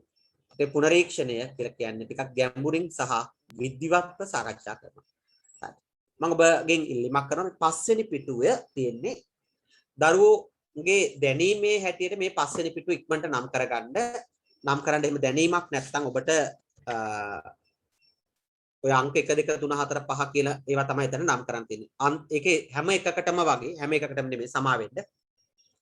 පළවෙනි අවස්ථා තුනටම නම් දෙක දෙක තියෙනවා. ඉක්මනට නම් කරගන්න තමන්ගේ හැකියාව අනුව මම ඊට පස්සේ ඔබට මගේ නාමකරණය මම පැහැදිලි කරලා දෙනවා. ඉක්මනට නම් කරන්න ඔබ.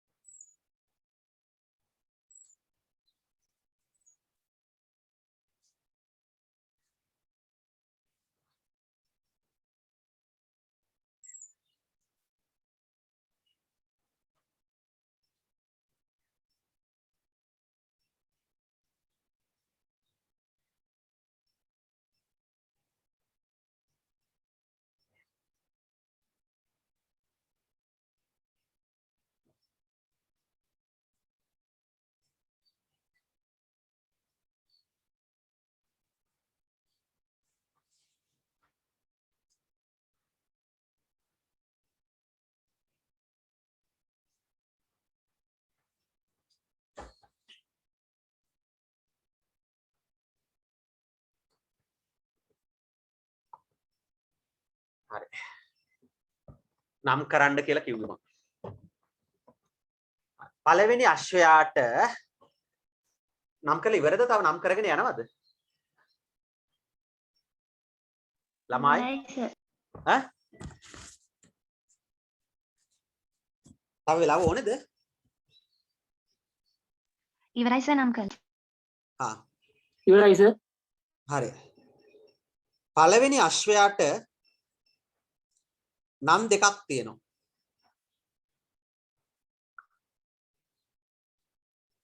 එකක් තමයි මොකද්ද? අන්තර් වර්ති පුද්ගල නිවේදනය. දෙවෙනි එක මොකද්ද? පුද්ගල වර්ති. හරි. මම බෝඩ් එක පාවිච්චි කරන්නම්. මෙතන ඉඳන්ම මේ ලකුණු උපය ගන්න බලන්න. පළවෙනි එක අන්තර් මේ වර්ති. නැත්තම් පුද්ගල වර්ති. ඒකට නම් දෙකක් තියෙනවා. දුවේ පුතේ දෙවෙනි එකටත් නම් දෙකක් තියෙනවා. දැන් ඔය මම අර කියපු දැන් මේ දරුව මම හුරු කරගෙන යන්නේ අර සර්පයෝ ගැනනේ. දැන් අද උදාහරණයක් ගත්ත ඔක කෙසෙල් වලටත් ගන්න පුළුවන්. දැන් අපි කෙහෙල් වල ප්‍රභේද දන්නේ නැහැ. තාම ඔයාලා කෙහෙල් වල ප්‍රභේද ටික ටික දන්නේ. සර්පයකට ඕක තමයි කතන්දරේ. ඒ වගේ මේකත් එහෙමයි. මේකත් ගැඹුරින් අධ්‍යයනය කරන්න ඕනේ. ඒ අධ්‍යයනය කරනකොට දෙවෙනි එකට තව නම් දෙකක් තියෙනවා. අන්තර් පුද්ගල ඇලයිරා නැත්නම් පුද්ගලාන්තර දෙකයි. හරි.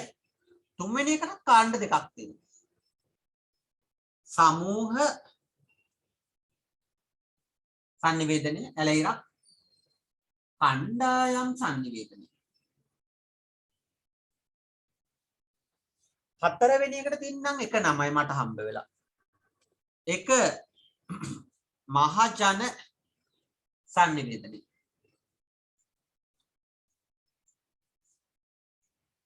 පස්වෙනි එකට තියෙනවා එක නමක්. එක ජන sannivedana. හයවෙනි එකට ඒත් එක නමක් තියෙනවා. තත්ත්‍ය sannivedana. සිංහල වල ඉංග්‍රීසි නම් තියෙනවා. ඔය තමයි sannivedana වර්ගීකරණයේ අවස්ථා 6. එහෙනම් මම ඔබට දැන් පැහැදිලිව කිව්වා මේ දෙක පාඩම් කරගන්න වෙනවා. මේ දෙක පාඩම් කරගන්න වෙනවා. මේ දෙකම එකට කියන්නේ කියලා තේරුම් ගන්න වෙනවා. දැන් අර අපි සමහර සර්පයන්ටත් එකම જાති නම් පාවිච්චි කරා. දැන් උදාහරණයක් ඇටියට ගත්තොත් පොලොන් තෙලිස්සා කියන්නේ කුණු කටුවක් කියන එකට.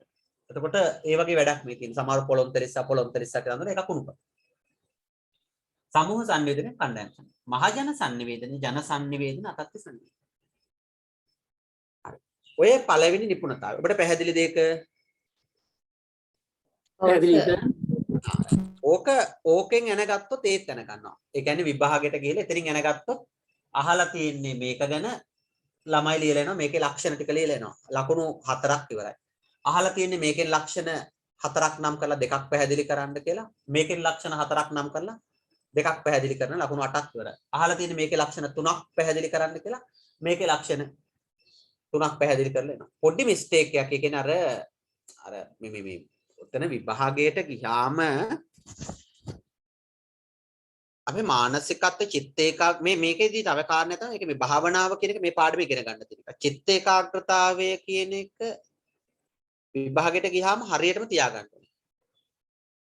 ඒක බිඳ වැටෙන තාක්කල් අපි බිඳ වැටිච්ච ගමන් අපි කලබල වෙනවා. කලබල වෙච්ච ගමන් අර මම හිතන්නේ බුදුහාමුදුරුවෝ ඔයාලගේ පෙළ පොතක කියලා තිබුණ 10 වසර වගේ වෙන්න ඇති මට මතක නැහැ. බෞද්ධ සාහිත්‍ය මොකද බුද්ධ ආගම පෙළ පොතක කියලා තිබුණා. මෙතන වෙන ආගම්වල දරුවොත් ඇතිනේ. පංච නීවරණ කියලා මොකක් හරි එකක් තිබුණාද මතකද? තිබුණා සර්. 10 පොතේ තිබුණා. 10 වසර පුතේ. මට මතක නැහැ මොකද මම ඔයාලගේ සිලබස් එක ඉගෙන ගත්තේ නෑ. නමුත් මම ඔය හිටපු ගමන් අහු වෙනකොට පොත් එක එකක් කියවනවා. 10 වසරේ සර්. 10 වසරේ පොතේ තිබුණා. ඒකේ තියෙනවනේ එක තැනකදී මේ කොච්චර තොරතුරු තමාගේ හිත ඇතුලේ තිබ්බත් නෑ ඒකේ එහෙම කතාවක් නෙමෙයි. මේ මෙහෙම කියන්නකෝ ඒකේ තියෙනවා යම් කිසි ද්‍රව්‍යයක් ගොජ දාලා පැහෙන නටන උණු වතුර එකක් ඇතුලේ තිබ්බත් අත දාලා ගන්න බෑ කියලා කියනවනේ. ඒක එක උදාහරණයක් එහෙම තියෙනවා මට මතකයි. තියෙනවා සර්. ඒ වගේ තමයි අපිට ආවේගශීලී වෙන වෙලාවක, කේන්ති යන වෙලාවක, කලබල වෙන වෙලාවක අපේ හිතේ කොච්චර දේවල් තිබ්බත් ඒවා ක්ලියර්ලි එළියට ගන්න බෑ. පුළුවන්ද ක්ලියර්ලි එළියට ගන්න? මතකෙන් ගන්න පුළුවන්ද? බෑ සර්. ඒක ගන්න බෑ. මම මේ විභාගයට කියලා දෙන්නේ. එහෙම නැත්නම් මේ බුද්ධ ආගම කියලා දෙනව නෙමෙයි. එතකොට විභාගයට ගිහිල්ලා අපි කලබල වුණොත් ඒ අවස්ථා දෙක සමාන නැද්ද? නටන උණු වතුර එකක තියෙන ජිල් බෝලයක් අත දාලා ගන්න බෑ වගේ තමයි. විභාගයට ගිහිල්ලා කලබල වුණොත් හිත ඇතුලේ තියෙන අන්තර්වර්ති පුද්ගල sannivedanaye කරුණු ටික අර ජිල් බෝලේ අත දාලා ගන්න බෑ වගේ අපිට ගන්න බැරි වෙනවා. උණු වතුර එකේ. ඔබට තේරුණාද නැද්ද? තේරුණා. ගන්න බෑ. හරි. තව කාරණා තියෙනවා දුවිපතේ මම නිකන් මේ කියලා දෙන්නේ. නිකන් නෙමෙයි මේක මේ අන්තර්වර්ති පුද්ගල sannivedanaye කියලා දෙන්නේ. ආය නිකන් කියලා නිකන් චාටර් වෙන්න ඕනේ. හරි. නැත්තම් කියයි මේ වෙන විකාර කියවක විට ඉගැන්වුවේ නැහැ කියලා. ඒක එක තැනක තියෙන මට මතකයි උදාහරණයක් සමහර ඒවා මේ වතුර භාජනයක තියෙන මේ ජිල් බෝලේ තියෙනවා. හැබැයි දියස් කාලයක් පාවිච්චි කරේන එකම විදියට තිබිලා දියස් සෙවල් පැතිලා. දැන් බාහිරින් බැලුවට ජිල් බෝලේ පේන්නේ නැහැ. එහෙම උදාහරණයක්කට ආසන්න උදාහරණයක් එකේ තිබුණාද නැද්ද? තිබුණා සර් ජලයේ පාසියක් නම්. ජලයේ පාසියක් නම්. ඒ වගේ තමයි මීඩියා ඉගෙනගෙන තියෙනවා. දැන් මේ පාසෙ නැති වෙන්න නම් ජිල් බෝලේ මොකද වෙන්න ඕනේ? ජිල් බෝලේ ජලය තුල එහාට පෙරලෙන්න ඕනේ, මෙහාට පෙරලෙන්න ඕනේ, අරන් බලන්න ඕනේ, යාවත් කාලෙන්න වෙන්න ඕනේ, අරන් දාන්න ඕනේ. දවසට 2-3 පාරක් අතට ගන්නවා, වතුරට දානවා, දවසට 2-3 පාරක් බලනවා, පිහිනවා, කරනවා, දානවා. එහෙමනම් දිනපතා එක මාස 6-7ක් කරොත් එහෙම ජිල් බෝලේ පාසි බැදෙයිද? නෑ සර්. නැබැඳෙන්නේ. ඒ වගේ තමයි ඔබ ඉගෙන ගන්න කාරණාත් දැන් පළවෙනි පාඩම උගන්වලා ඉවරයි කියලා පැත්තකින් තියලා තිබ්බොත් අර බුදුහාමුදුරුවෝ කියපු ආකාරයට ජිල් බෝලේ පාසි බැඳෙනවා වගේ ගල් කැටයක පාසි බැඳෙනවා වගේ ජලය ඇතුලේ තියෙන්න ඒක වැහිලා යනවා. අපට පැහැදිලිව ඒක පේන්න ගන්නේ නැහැ.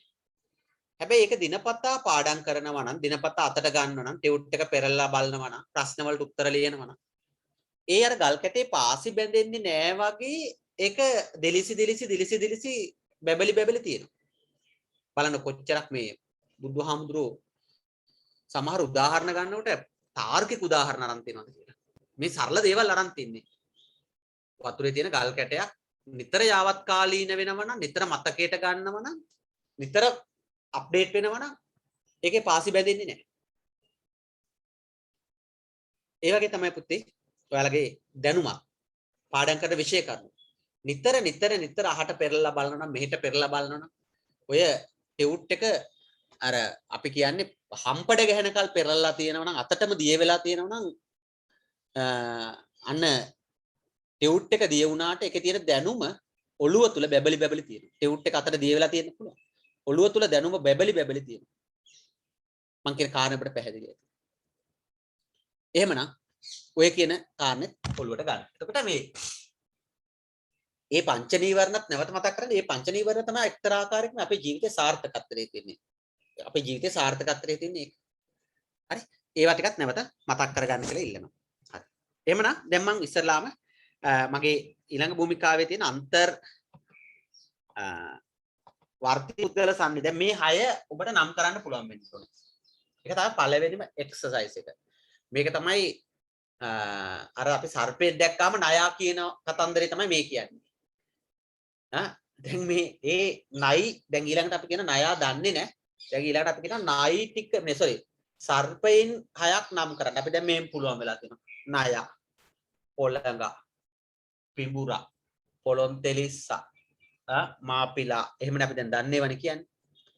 ඊළඟට ගත්තාම දැන් ඕන් එහෙම කියලා කියන මෙතන පොළොන්තෙලිස්සා කියලා මෙතන කියන කුණු කටුවා කියලා. එකම දෙකකුත් ලියලා තියෙනවා. එහෙමත් අපිට වෙනවා.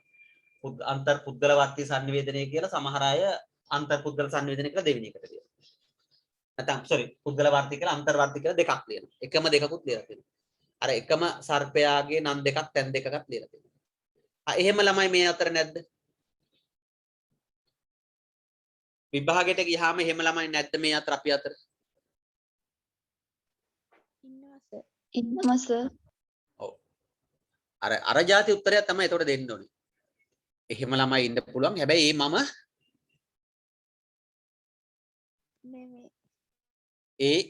නම් නෙමෙයි. මොකද්ද? මං කියන කාරණේ ඔබට පැහැදිලිද නැහැ? ළමයි? මිහිඳු හාමුදුරුවෝගෙන් මිහිඳු හාමුදුරුවෝ දේවානම්පියතිස්ස රජුගෙන් අහපු ප්‍රශ්න ටිකේ උත්තර තමයි දෙන්න ඕනේ. දේවයන් වහන්සේ මේ ස්වාමින් වහන්සේ එහෙම අය ඉන්න පුළුවන්. හැබැයි මම නෙමෙයි. හරි? ඒ වගේ තමයි අපි තාර්කික වෙන්න ඕනේ. එහෙම තාර්කික වෙලා තමයි පුතේ උත්තර දෙන්න ඕනේ. ඉගෙන ගන්නකොට බොහොම මේ නිවැරදි ක්ලියර්ලි තොරතුරු ගන්න ඕනේ මනසට. හරි. පුතේ මේ විෂය කරුණු විතරක් ඔළුවට දාලා ඔයාලගේ ඔළුව හදන්න බෑ. ඒක අමතක කරන්න එපා. හරි. අන්තර්වර්ති පුද්ගල සංනිවේදනය අපිට තියෙන්නේ. interpersonal communication. මම ඔය ස්ක්‍රීන් එකෙන් අයින් වෙනවා ටික වෙලාවකට. හරි. දැන් මම ඉන්නේ. කැමැති කට්ටිය සිහි බුද්ධියෙන් විනාඩි 15ක් විතර අහගෙන ඉන්න. හරි? පුතේ මං අහන ප්‍රශ්න වලට ඔයාලා මං අහුවාම උත්තර දෙන්න. දැම්ම නෙමෙයි අහන වෙලාව. අපි මේක විවේකේ විනාඩි 15ක් විතර කතා කරමු. එතකොට අන්තර්වර්ති පුද්ගල සංනිවේදනය ඉවරයි. ඔළුවට ගිහිල්ලා ඉවරයි. නිකන් S2 රවට්ට ගන්න ඕනේ නැහැ රූප බල. හරි. දැන් අපි අන්තර්වර්ති පුද්ගල සංනිවේදනය කතා කරන්නේ. පළවෙනි මේක තමයි පුතේ අන්තර්වර්ති පුද්ගල සංනිවේදනය කියලා කියන්නේ තනි පුද්ගලයෙක් සහභාගී වෙන සංවේදන අවස්ථාව. හොඳට මේකටම අවධානය යොමු කරලා අහගෙන ඉන්න. වෙන මොකුත් ඕනේ නැහැ. ගෙදර මොන සද්ද ඇහුණත් ගණන් ගන්න. සහභාගීත්වයේ තනි පුද්ගලයෙක්. single person කෙනෙක්. හරි. එයාගේ පංචේන්ද්‍රිය සක්‍රියයි නම්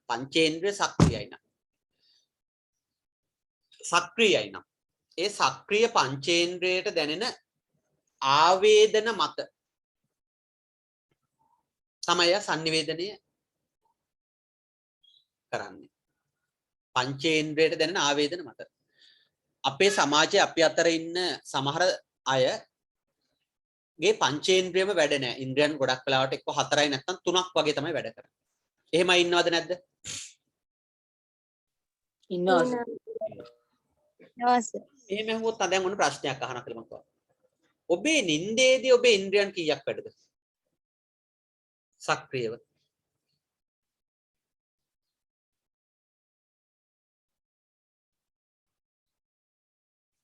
ඕන්න තේවමයි අහන්නේ. අර જાති උත්තරයක් දුන්නම් හරි දේවානම්පියතිස්ස රජුගේ උත්තරය. 2යි. මොකද්ද? 1යි නම් මොකද්ද? මොලේ හදවතයි. මොලේ හાર્ට් බීට් එකයි. ඒක ඉන්ද්‍රියක් නෙමෙයිනේ. පංචේන්ද්‍රයට අදාළ ඉන්ද්‍රියක් නෙමෙයි. පංචේන්ද්‍රිය අපේ ශබ්ද ඇහෙනවා සර්. ඊට පස්සේ ගන්ධ සුවඳ දැනෙනවා. නිදාගෙන ඉන්නකොට ගඳ සුවඳ දැනෙනවා. ශබ්ද මොනවා හරි ඒ තිබුණත් ඇහෙනවනේ සර්. ඒකට සාමාන්‍ය මෙහෙමයි. ඔක්කොම ක්‍රියාත්මක වෙනවා. ඔව්. අර જાති උත්තරයක් දෙන්නත් පුළුවන්. වෙන අයගේ නම් ඉන්ද්‍රියන් පහම වැඩ ඇති. මම දුන්න නම් කියන්නේ මම නම් නින්දට ගියාට පස්සේ වෙන අයගේ නම් ඉන්ද්‍රියන් පහම වැඩ ඇති. හැබැයි මගේ නම් එකම ඉන්ද්‍රියක්වත් වැඩ නැහැ.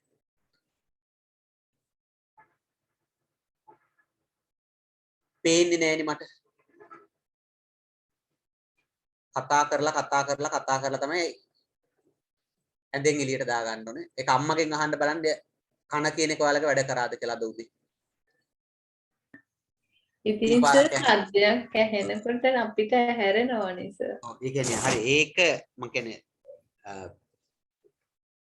ඇහෙනකොට නේ ඇහැරෙන්නේ.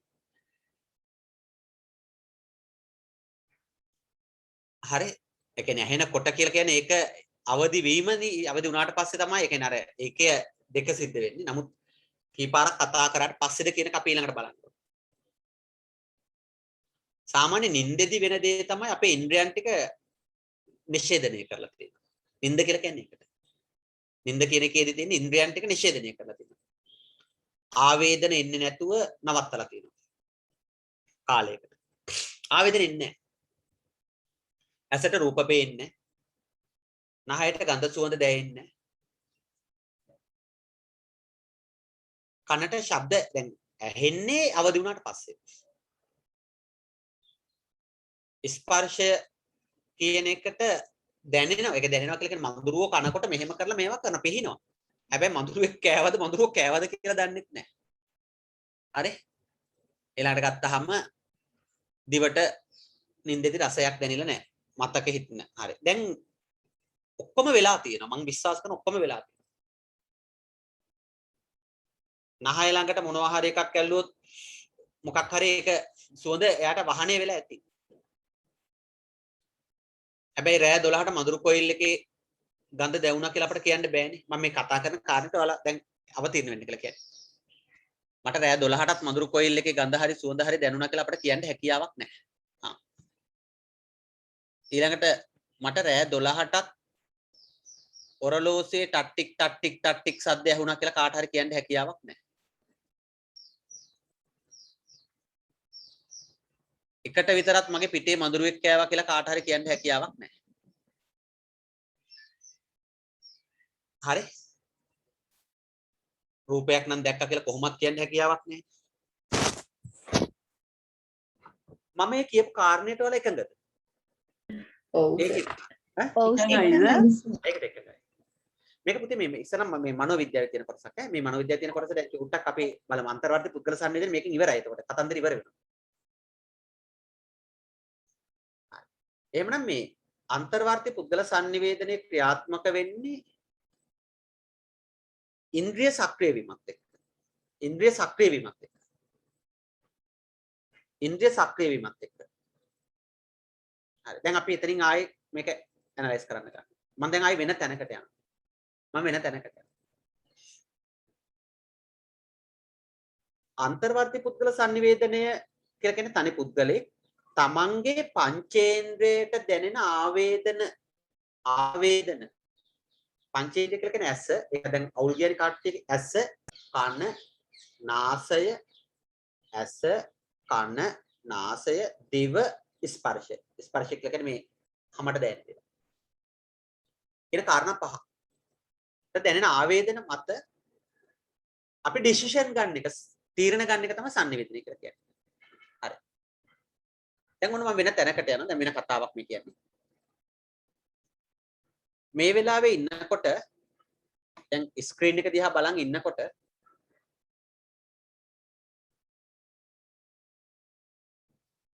කකුලේ මඳුරුවෙක් කණේක ඔයාලට දැනෙනවද නැද්ද? දැනෙනවද? හොඳයි. Diagnosis. මම ඔයාලගෙන් තව ඒකෙදිම දිගු ප්‍රශ්නයක් අහනවා. ඒකේ දිගුවක්. ඇහැට දැක්කේ නෑනේ.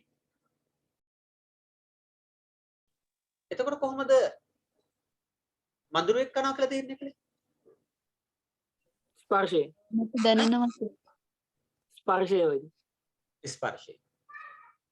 ඔව් ඒත් මට උත්තරයක් ආවේ නෑ. මිහිඳු හාමුදුරුවගේ අහනකොට දේවානම්පියතිස්ස රජුර දුන්න උත්තර දෙන්න ඕනේ.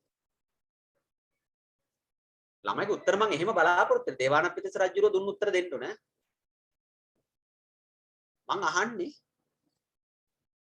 ඇහැට දැක්කේ නෑනේ. ඒක මඳුරුවෙක් කියලා තීරණය කළේ කොහොමද කියලා මං අහන්නේ.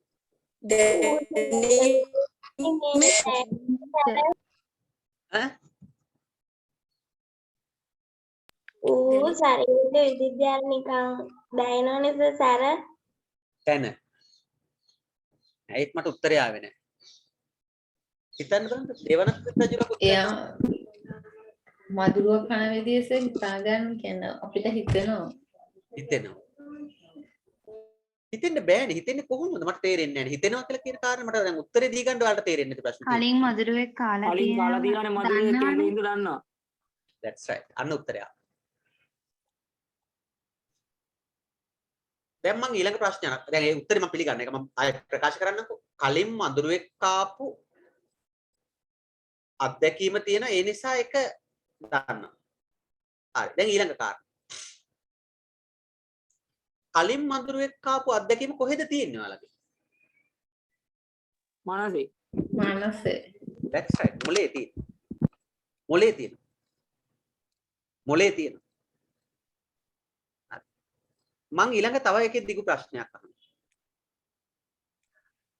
ඒක ඔයාලගේ දැන් අවුරුදු 17ක් හෝ 18ක් නේ ජීවිතේ. ඒක මොලේ තැම්පත් කරගන්න ඇත්තේ කොයි කාලේ වගේද? දැනට අවුරුදු කීයකට වගේ කලින්ද? පොඩි කාලෙස. ඒක මොලේ තැම්පත් කරගන්න ඇත්තේ කොයි කාලෙද? අපිට තේරෙනවා සූත්‍රය. ඔව්. ඉපදිච්ච ගමන් ඒක තැම්පත් කරගත්තද? නෑ. එහෙමනම් ඒක තැම්පත් කරගන්න ඇත්තේ පළවෙනි අවුරුද්ද ඇතුළත තැම්පත් කරගෙන තියෙන්න ඇත්ත. වෙන්න බෑ සරි. ඈ? වෙන්න බෑ නේද? දැන් මම මේ අන්තිම මధుරවා කියන සතා දැනගත්ත කාලේ ඉඳන් තමයි තැම්පත් වෙන්නේ. ඈ? කියන මధుරවා කියන සතාව දැනගත්ත කාලේ ඉඳන් තමයි. දැන් හරි. චූටි කාලේ කතා කරන්න ගත්තට පස්සේ මඳුරුවා කියන සතාව දැක්කට පස්සේ ඒකාගේ රූපකාය ඇස් වලින් නිරීක්ෂණය කරලා හැඩේ මොළයට ගත්තට පස්සේ ඒක කනකොට ඇතිවෙන වේදනාව දැනුණට පස්සේ අම්මගේ මූණ දිහා බලලා මඳුරුවෙක් කෑවද පුතේ කියලා අහනකොට ඕ කියනකොට ඕ කියා ගන්න කාලෙන් පස්සේ තමයි මේක මනසට ගන්න. ඒ ගත්ත අත්දැකීම මරණය දක්වා දැන් අරන් යනවද නැද්ද? අර යනවා සර්. ඕක තමයි අන්තර්වර්ති පුද්ගල සංවේදනයේ පළවෙනිම කතන්දරය. අන්තර්වර්ති පුද්ගල සංවේදනය තුල මනස තුල මොළය තුල ඔබ මේ වෙනකොට මේ වගේ අත්දැකීම් මේ වගේ අත්දැකීම් අත්විඳීම් මිලියන ගාණක් තැන්පත් කරගෙන. බොරුද ඇත්තද? ඇත්තද? ඔය වගේ අත්දැකීම් ඒ මිලියන ගාණ හැමෝගෙම සමාන නැහැ. වෙනස්. ඒ අත්දැකීම් මිලියන ගාණ හැමෝගෙම සමාන නැහැ, වෙනස්. උදාහරණයක් හැටියට ගත්තොත් එහෙම ලංකාවේ ග්‍රාමීය ප්‍රදේශයක ජීවත් වෙන ඔබේ ඒ අන්තර්වර්තී පුද්ගල සංනිවේදනයේ අත්දැකීම් ලංකාවේ නාගරික ප්‍රදේශයක ජීවත් වෙන දරුවෙක්ට වඩා වෙනස් සාපේක්ෂව. දැන් තේරෙනවද මම කියන කාරණේ? ඔව් ඔව් සර්. සර්. ඔව් සර් තේරෙනවා.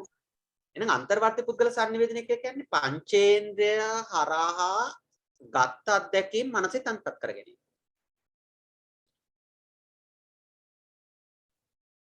මේ මනෝවිද්‍යාව මම මේ කතා කරන්නේ. හරි ඒක ගැඹුරින් තේරුම් ගන්න. හරි. දැන් ඒක ක්‍රියාත්මක වෙන්නේ ස්ටෙප්ස් 3කින්. ඕන කෙනෙක් ඉන්නවා නම් ස්ටෙප්ස් 3 කොහේ හරි අයිනක ලියා ගන්න. ස්ටෙප්ස් 3යි ඒක ක්‍රියාත්මක වෙන්න යන්නේ.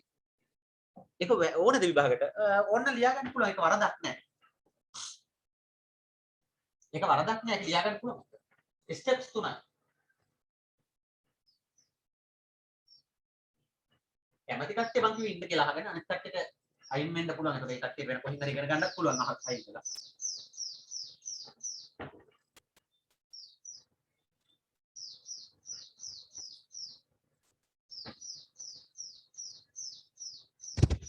ඒක මකම අයින් වෙනවා දවස්. හරි.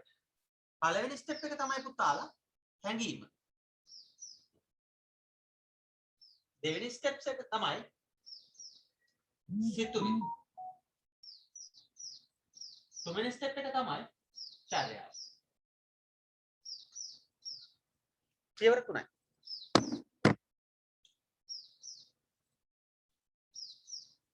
හැංගීම කියලා කියන්නේ මේ අන්තර්වර්තී පුද්ගල සංවේදනයේ ක්‍රියාත්මක වෙන ආකාරය. හැංගීම කියලා කියන්නේ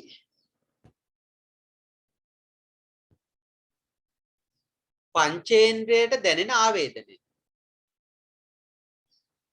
හරි? පංචේන්ද්‍රයට දැනෙන ආවේදනය.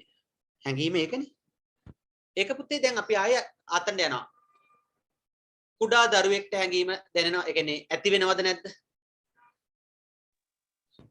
ඇති වෙනවා. ඇති වෙනවා සර්.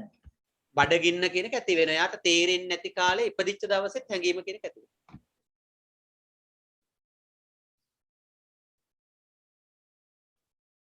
යාට හැට එක එක චලනයන් පේනවා. කනට එක එක ශබ්ද ඇහෙනවා.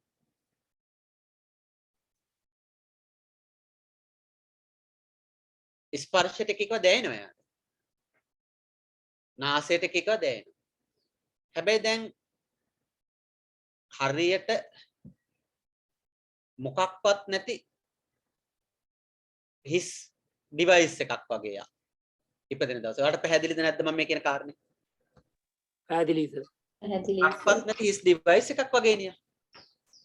ඒ හිස් ඩිවයිස් එකට පළවෙනි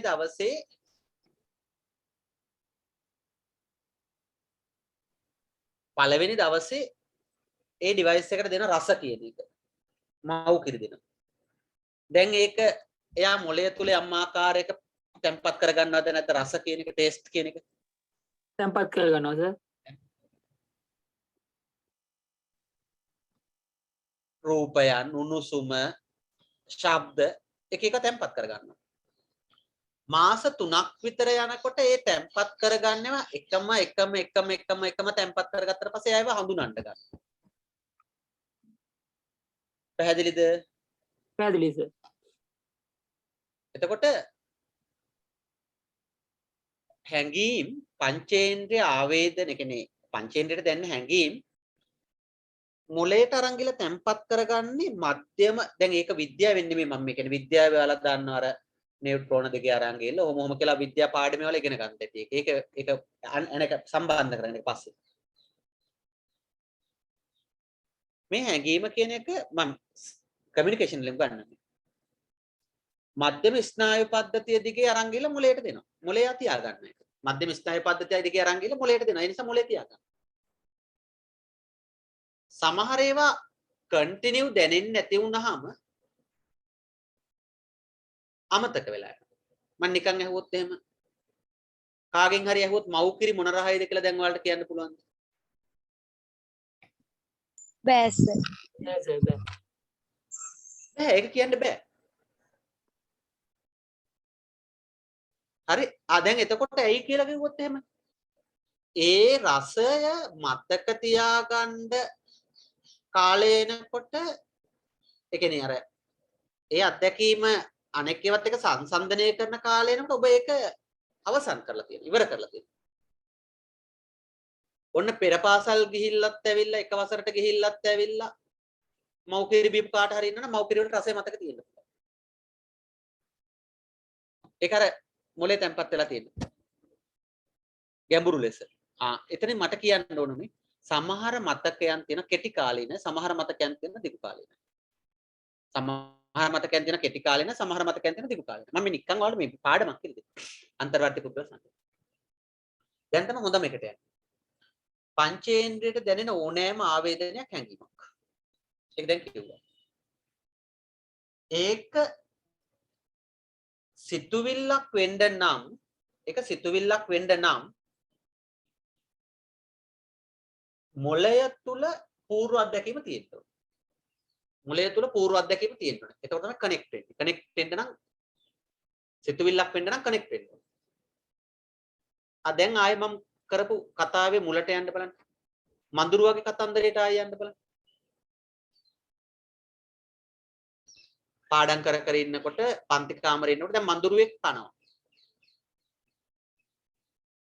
මෙතෙන්ද මඳුරුවෙක් කනවා කියන හැඟීම සිතුවිල්ලක් වෙන්න පූර්ව අත්දැකීම එක්ක මේ ක්‍රියාව ගලපගත්තද උනේ නැද්ද? ගලපගත්තා. සිතුවිල්ල එන්නේ එතනදී. සිතුවිල්ල එන්නේ එතනදී. කලින් විඳපු අත්දැකීමක් මනසේ තැන්පත් කරගෙන තියෙනවා.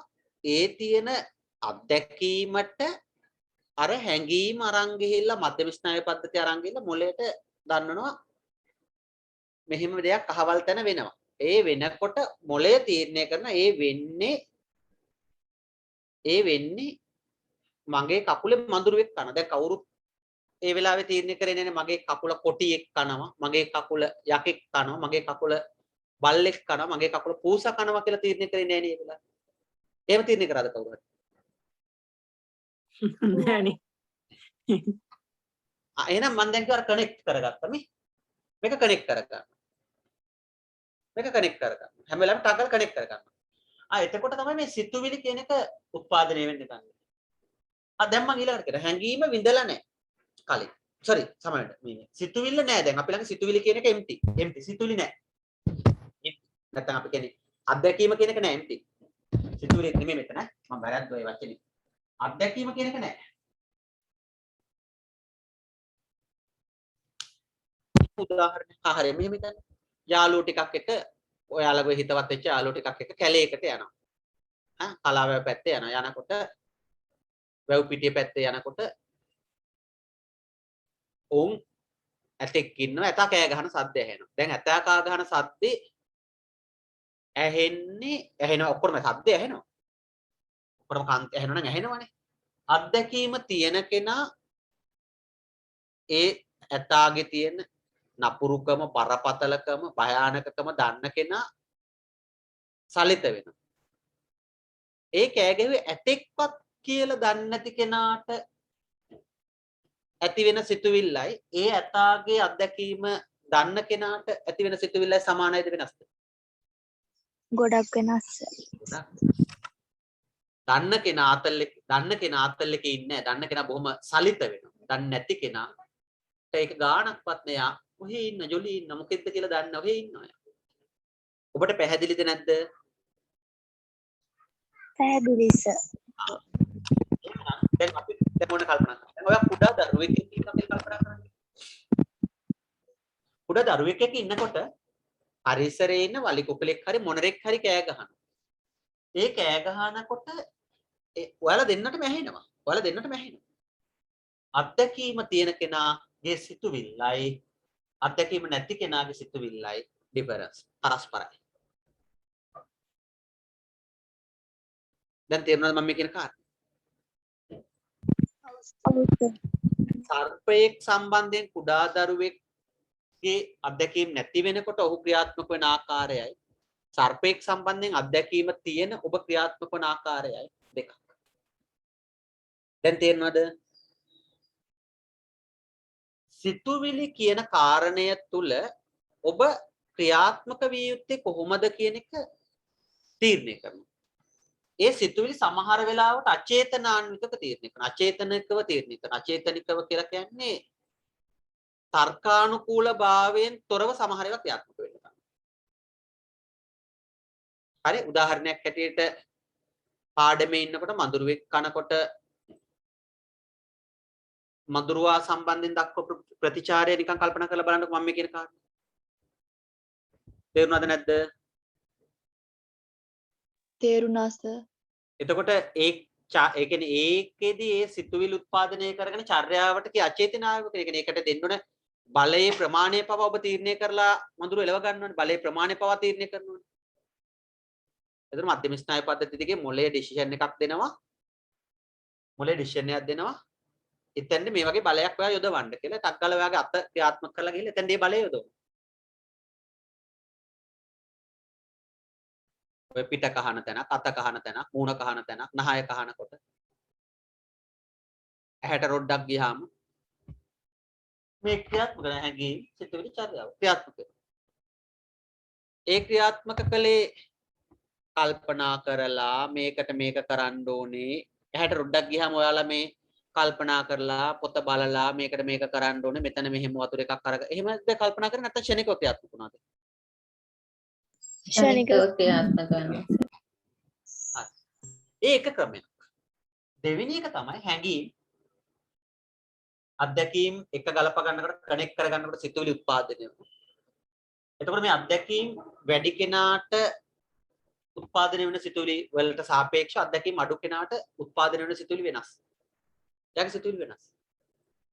ඊළඟට අපි චර්යාවට යනවා. චර්යාව කියලා දැන් ආතාව කියන්න බැරිම මේ දෙකම පුද්ගලයේ ඇතුලේ සිද්ධ වෙන්නේ. මේ දෙකම සිද්ධ වෙන්නේ පුද්ගලයේ ඇතුලේ. ඒක කාටවත් පේන්නේ. මට ඇති වෙච්ච හැඟීම් වලට උත්පාදනය වෙච්ච සිතුවිලි කාටවත් පෙවුනේ නැහැ. හරි? පේන්නේ කාටවත්. ඒක පේන්න නම් මම අනිවාර්යෙන් චර්යාවට යා යුතුමයි. ඒක පේන්න නම් මම අනිවාර්යෙන් චර්යාවට යා යුතුමයි. ඔව්ද නැද්ද? ඔව් සර්. අර ආනන්ද හාමුදුරුවොත් එක බුදුහාමුදුරුවෝ ධර්මදේශනා වල ඉන්නකොට සමහර වෙලාවට බුදුහාමුදුරුවෝ සමාධිසෝයෙන් ඉන්නකොට එකපාරට බුදුහාමුදුරන්ගේ මුවගට මඳහසක් නැගෙනවා. ඒතර ආනන්ද හාමුදුරුවෝ භාග්‍යවතුන් වහන්සේ ඔබගේ මුවගට මඳහසක් නැගෙන ඒ කුමන කරුණක් අරඹයාද කියලා අහනවා. ඒ අහනකොට ආන් බලන්න චර්යාව ගැන නෙමෙයි ප්‍රශ්න කරන්නේ. ආනන්ද හාමුදුරුවෝ අහන්නේ බුදුහාමුදුරුවෝගේ චර්යාව ගැන ප්‍රශ්න කරනවා. ඒතර නෑ ආනන්දය පෙර භවයක මේ කියන බමුණා මෙහෙම හිටියේ අද ඉන්නේ මෙහෙම කර්මය නිසා මෙහෙම වුණාය කියලා අනේ චර්යාව නිසා තමයි අපි ළඟට චර්යාව නිරීක්ෂණය වෙනවා පේන්න ගන්න. දැන් ඔබ ඊළඟට කල්පනා කරන්න පුද්ගලයෙක්ගේ සිත තුළ ඇතිවන හැඟීම් සහ සිතුවිලි සියල්ලක් ක්‍රියාත්මක වෙනවාද? ක්‍රියාත්මක වෙනවාද?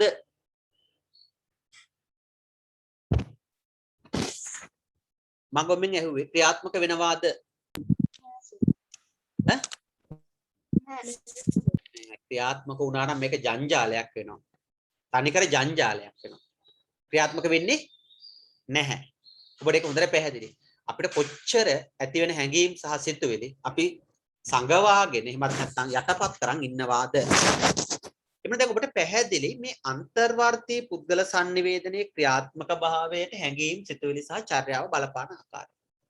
පුතේ මේකේ මෙන්න මේ කියන භූමිකාව වැඩි කරගන්න කෙනා තමයි මේ කියන භූමිකාව වැඩි කරගන්න කෙනා තමයි දක්ෂයෙක් වෙන්නේ.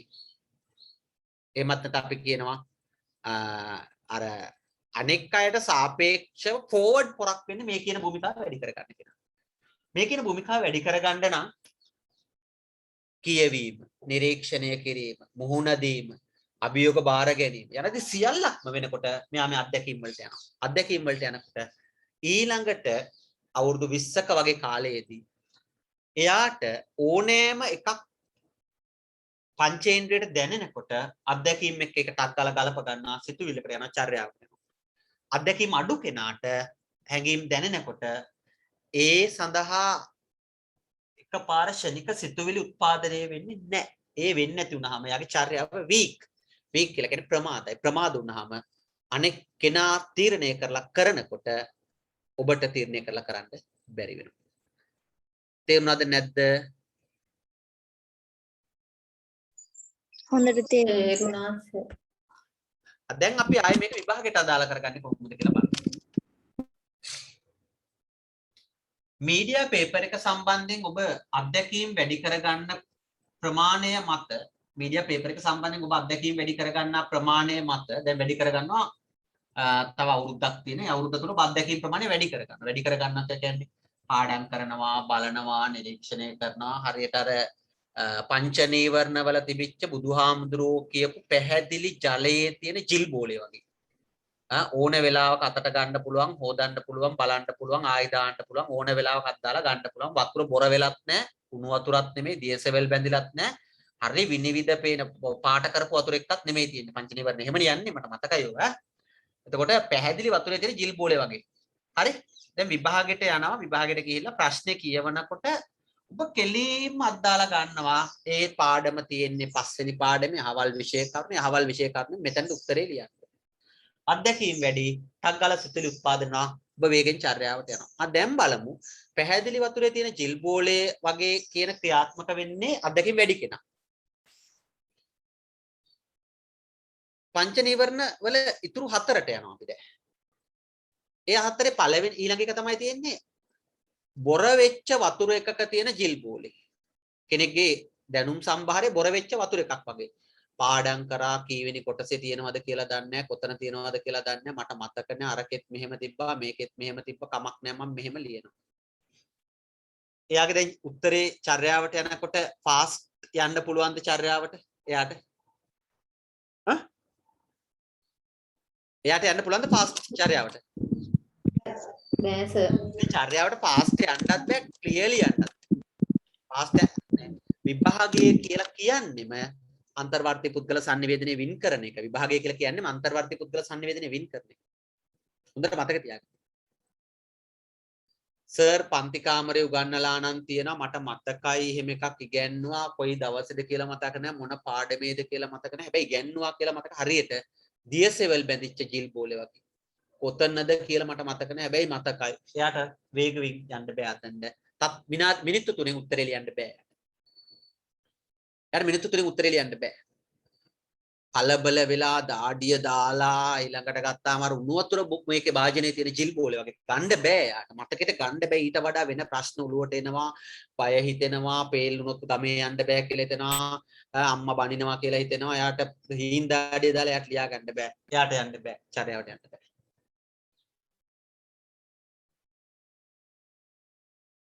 සමහරු බොරුවට පාට කරගෙන ඉන්නවා. ඒ කියන්නේ යථාර්ථය වෙනුවට තමන්ගේ කැමැත්ත දාගෙන ඉන්නවා. කැමැත්ත. ඒක තමන්ගේ කැමැත්තෙන් තමයි දකින්නේ. පාට කරපු වතුර එකට ජිල් බෝලයක් දා ගන්නවා. කොළ පාට වතුර එකට දා ගන්නවා. එතකොට ඒ පාටින් තමයි තමන් ඒක දකින්න යන්නේ. යථාර්ථය රියැලිටි යටපත් කරලා තමන්ගේ දෘෂ්ටි කෝණයෙන් ඒක දකින්න යනවා. හැබැයි සමාජය ඒක පිළිගන්නේ නැහැ. එහෙනම් උත්තර ලියනකොට ක්‍රියා ජලයේ තියෙන ජිල් බෝලයක් අතර ගන්නවාගේ අන්තර්වර්ති පුද්ගල සංවේදන ඔබේ ක්ලියර් වෙන්න ඕන. ෆාස්ට් වෙන්න ඕන. ඒක තමයි අන්තර්වර්ති පුද්ගල සංවේදනයේ විශේෂත්වය. හරි. දැන් ඔය ඔක්කොම කතා කරේ මිනිහෙක් වෙන්න අන්තර්වර්ති පුද්ගල සංවේදනයේ වැදගත් වෙන්නේ කොහොමද කියලා පෙන්නලා දෙන්න. ඒක තේරුණාද? ඔව් සර්.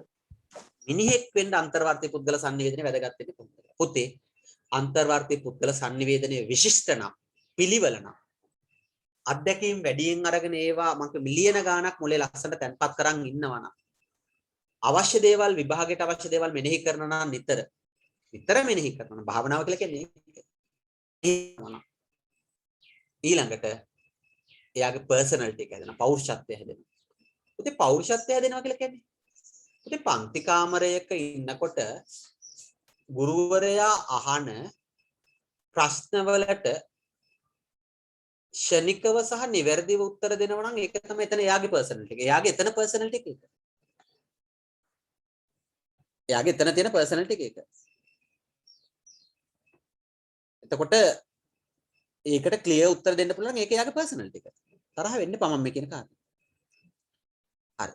ඉස්කෝලේ ගිහිල්ලා පාසල තුල හැසිරෙනකොට විනයානුකූලව හැසිරෙනවා නම් ඒක තමයි යාගේ එතන පර්සනැලිටි එක. පන්ති කාමරේ ඉන්නකොට උත්තර දෙන එක යාගේ එතන පර්සනැලිටි එක. විනයානුකූලව හැසිරෙනකොට ඒක කියන්නේ ටොපික් වලයක් බිම දාන්න නැතුව, ටැප් එකට ගලකින් ගහලා කඩන්න නැතුව, කොහේ හරි අපද්‍රව්‍යයක් තියෙනවා නම් ඒක ගිහිල්ලා ඩස්බින් එකකට දානවා නම් ඒක යාගේ විනයානුකූල හැසිරීම. මේක තමයි පෞරුෂය කියලා කියන්නේ. හරි? එහෙම නැතු කවුරු හරි හිටන් ඉන්නවනම් උදේම සුදු පාට යුනිෆෝම් එක ඇඳලා ගිහිල්ලා ඔහේ බලාගත්තොත් බලාගෙන ඉන්නවා. හැඟීමක් දැනීමක් නැතුව හවසට යුනිෆෝම් එක ඇවිල්ලා හෙටත් ඇඳගෙන යන්න පුළුවන් තරමට ඒක පිරිසිදුව තියන් ඉන්නවනම් ඒක පෞරුෂය කියලා නෑ. ඒක නෙමෙයි පෞරුෂය කියලා. දැන් මේ පර්සනැලිටි එකක් කියලා කියන්නේ කිසියම් ආකාරයක ඩිසිෂන් ගන්න ඕන තැනක ඒක ඩිසිෂන්. පුතේ අන්තර්වර්ති පුද්ගල sannivedanaye විශිෂ්ට නම් එයා නිවැරදි තීරණ ගන්නවා. දැන් මේ පාඩම කරගෙන යන්නේ. එයා පුතේ යාගේ ස්ව සංකල්පයක් ගොඩනගා ගන්නවා. self concept එකක් ගොඩනගා ගන්නවා. මේ ස්ව සංකල්පය කියන එක පිළිබඳව මේ මට ඔයාලට තේරෙන භාෂාවෙන් මම උදාහරණයක් දෙන්නම් ඕනවා. පුතේ ස්ව සංකල්පය කියලා කියන්නේ මම මේ තාමත් උගන්වන්නේ අන්තර්වර්ති පුද්ගල sannivedanaye. හරි මම මෙහෙම කියන්න. අක්කර 10ක විතර හේනක් ගැන කල්පනා කරන්නකො. අක්කර 10ක විතර වත්තක් ගැන කල්පනා කරන්නකො. මම ඒ ගන්න උදාහරණ නිකන් තේරෙනවද? අක්කර 10ක විතර ඉඩමක්. තේරෙනවද? ඔව් සර්. මේ හොඳට අහගෙන ඉන්න. අක්කර 10ක විතර ඉඩමින් ඔයාලගේ ජීවිතේ පළවෙනි අවුරුදු 10 ඇතුළත ඔයාලා අක්කරයක් විතර එලිපෙලි කරගන්නවා. අක්කරයක් විතර එලිපෙලි කරගන්නවා. දැන් මේ අක්කරේ එලිපෙලි කරගත්තකොට තව අක්කර 9ක් එලිපෙලි කරගෙන නැහැ. ඒ එලිපෙලි කරගත්ත කොටසේ ඔයාලා ගොටුකොළ පාත්තියක් දානවා. අපද්‍රව්‍ය බැහැර කරන්න වලක් හදලා ඒක බැඳ ගන්නවා. ඊළඟට ගත්තාම කෙසෙල් පැලයක් පොල් පැලයක් පැත්තක හිටව ගන්නවා. ඊළඟට ගත්තාම ඒකේ තියෙන අනතුරුදායක තැන් අඳුන ගන්නවා. හොඳින් ඉන්න පුළුවන් තැන් අඳුර ගන්නවා. එහෙම වෙනවද නැද්ද මං අහන්නේ? වෙනවා සර්. වෙනවා. ඔයාලා පළවෙනි අවුරුදු 10 තුල ඔයාලගේ ටැලන්ට් හඳුන ගන්නවා ජීවිතේ. මම දැන් අක්කර 10න් අක්කරේ අයින් කරනවා. මං ස්ව සංකල්ප ගැන කියන්නේ. මට සින්දු කියන්න පුළුවන්. මට නටන්න පුළුවන්. මට පීනන්න පුළුවන්. මට බයිස්කල් පදින්න පුළුවන්. මට දුවන්න පුළුවන්. මට ගස් නගින්න පුළුවන්.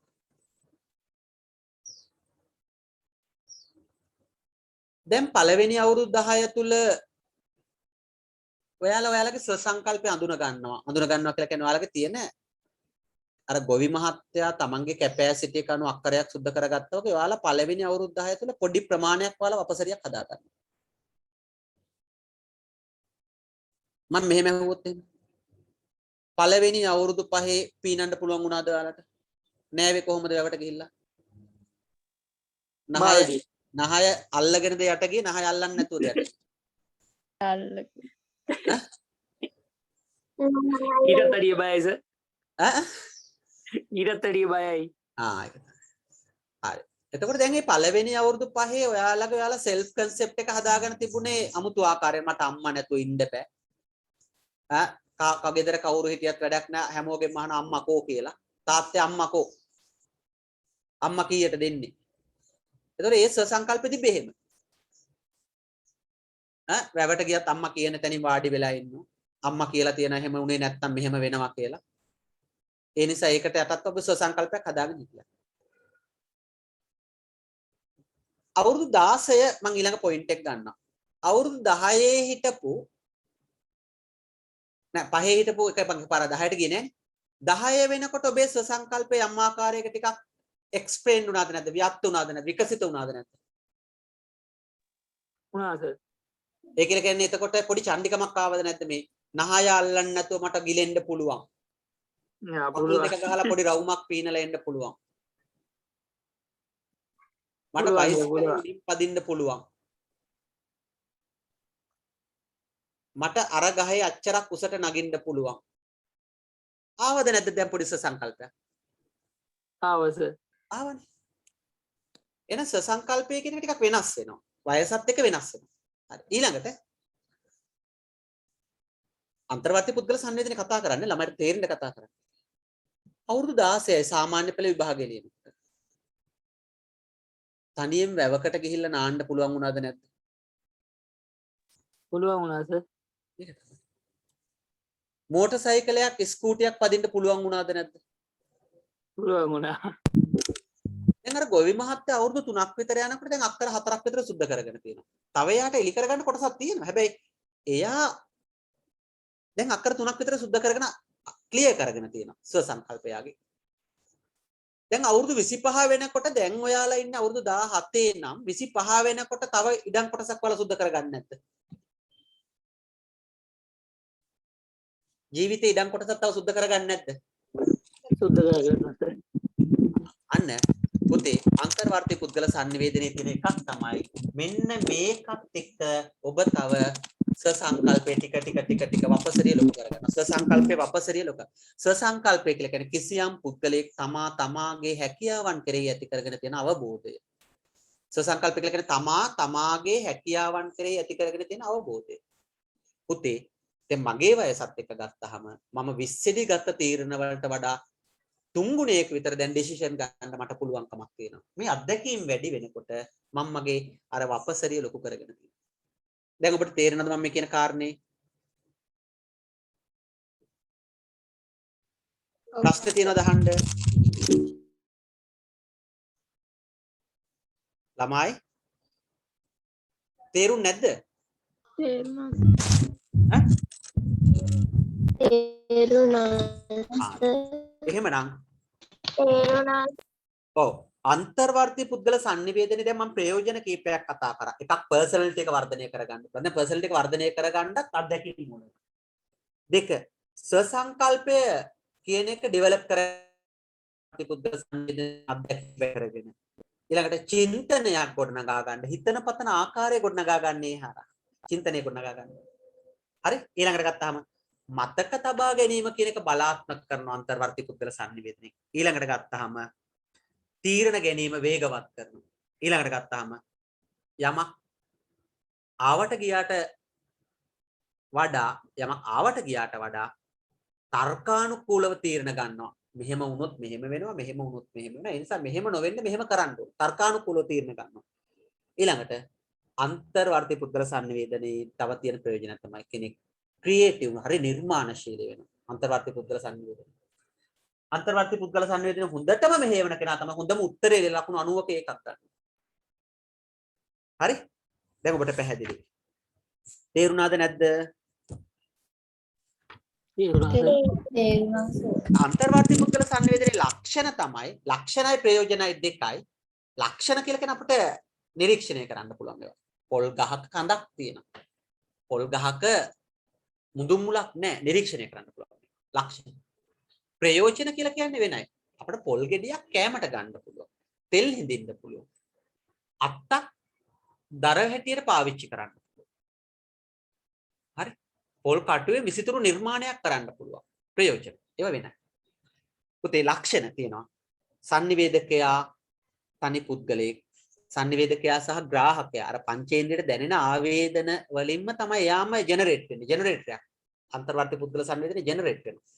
තනි පුද්ගලෙක් සංනිවේදකයා සහ ග්‍රාහකයා තමන්මයි. පුද්ගල මනසට ලැබෙන සංජානනයන් අර්ථකථනය කරගන්නවා. මේ හැඟීම් වලට ලැබෙන ඒවා කෙලින්ම මොළයට අරන් ගිහිල්ලා දෙනවා. ඒ මොළයට අරන් ගිහිල්ලා දෙන ඒවා සිතුවිලිත් එක්ක මේ අර්ථකථනය කරන සංජානනයන් අර්ථකථනය කරගන්න ඊට පස්සේ චර්යාව. පුද්ගල මනසට ලැබෙන දේවල් අර්ථකථනය කරගන්න. අන්තර්වර්ති පුද්ගල සංවේදනය හැම වෙලාවෙම කරන්නේ මනසට ලැබෙන ආවේදන අර්ථකථනය කරනවා. වඳුරුවෙක් කනවා. ඒක අහවල් සර්පයක්. දැන් ක්ලියර්ලි වෙන්න ඕනේ මේ. දැන් අර හැඟීම් ඇහැට සර්පෙක් දකිනවා. අත්දැකීම සීරුණන් ණය. සිතුවිල්ල චර්යාව එක ණය. කියන බකස් ගාලා කියන අන්න අයෙක් කියලා.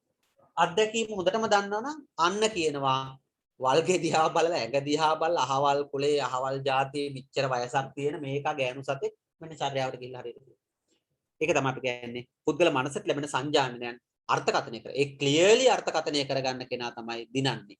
ඊළඟට තීරණ ගැනීමේදී දැනුමට උපයෝගී වෙනවා. අර මම සර්පය ගැන ගත්ත උදාහරණයක් ගන්න තීරණ ගැනීමේදී දැනුමට දැවැන්ත උපයෝගීතාවයක් එක තියෙනවා. ඊළඟ එක තමයි පංචේන්ද්‍රයට ලැබෙන උත්තේජන වලට එයා ක්ෂණිකව ප්‍රතිචාර දක්වනවා. පංචේන්ද්‍රයට ලැබෙන උත්තේජන වලට එයා ක්ෂණික ප්‍රතිචාර දක්වනවා. ඊළඟට පුද්ගලයා තුල සිදුවන ආත්ම භාෂණයක් තමා සමග සිදු කරන කතාවක් හැටියට ගන්නවා. ඊළඟට සිත මනස ප්‍රමුඛව ක්‍රියාත්මක වෙනවා. එhmenan මම මෙහෙම කරන්නම්. පිටු දෙකක් තියෙනවා. ඒ පිටු දෙක පමණක් ඡායාරූපයකට එතන පිටු දෙකකුත් නැහැ. ඡායාරූපයකට නගලා ලබා දෙන්න මේක ලියා ගන්න පුළුවන්. අන්තර්වර්ති පුද්ගල සංනිධින වෙන කියලා දෙන්න කිසිම දෙයක් නැහැ. ඕනෝටත් වඩා කියලා දුන්නා කියලා මම විශ්වාස කරනවා. පැහැදිලිද නැද්ද? පැහැදිලි සර්. ඒ ටික ඩෙවලොප් කරගන්න කෙනා ක්‍රමානුකූලව ඉවසීමෙන් ඩෙවලොප්මන්ට් එකට යන කෙනා අනිවාර්ය විභාගේ පාස් වෙනවා. විභාගේ පාස් වෙනවා කියලා කියන්නේ අන්තර්වර්ති පුද්ගල සංනිවේදනය විශිෂ්ට ලෙස හසුරවනවා කියන කාර්යය. එයාට විභාග ශාලාවට ගියාම බොහොම ක්ලියර්ලි අර ගංගා අපි කියන්නේ වතුර භාජනයකට දාලා ටැප් එකකින් ලොක් කරලා තියනවා වගේ එයාට කරන්න තියෙන්නේ අවශ්‍යතාවයට අනුව කෝප්පෙට ගානට ටැප් එක කරලා ටැප් එක වහන්න ටැප් එක කරලා ටැප් එක වහන්න දැනුම නිකම්ම ගලාගෙන යනවා පේපර් එකට. එයා තමයි කැම්පස් යන්නේ. එයා තමයි කැම්පස් යන්නේ.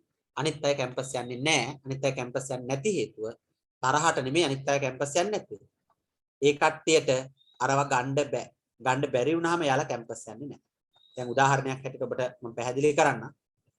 හරි? උදාහරණයක් හැටියට පැහැදිලි කරන්න.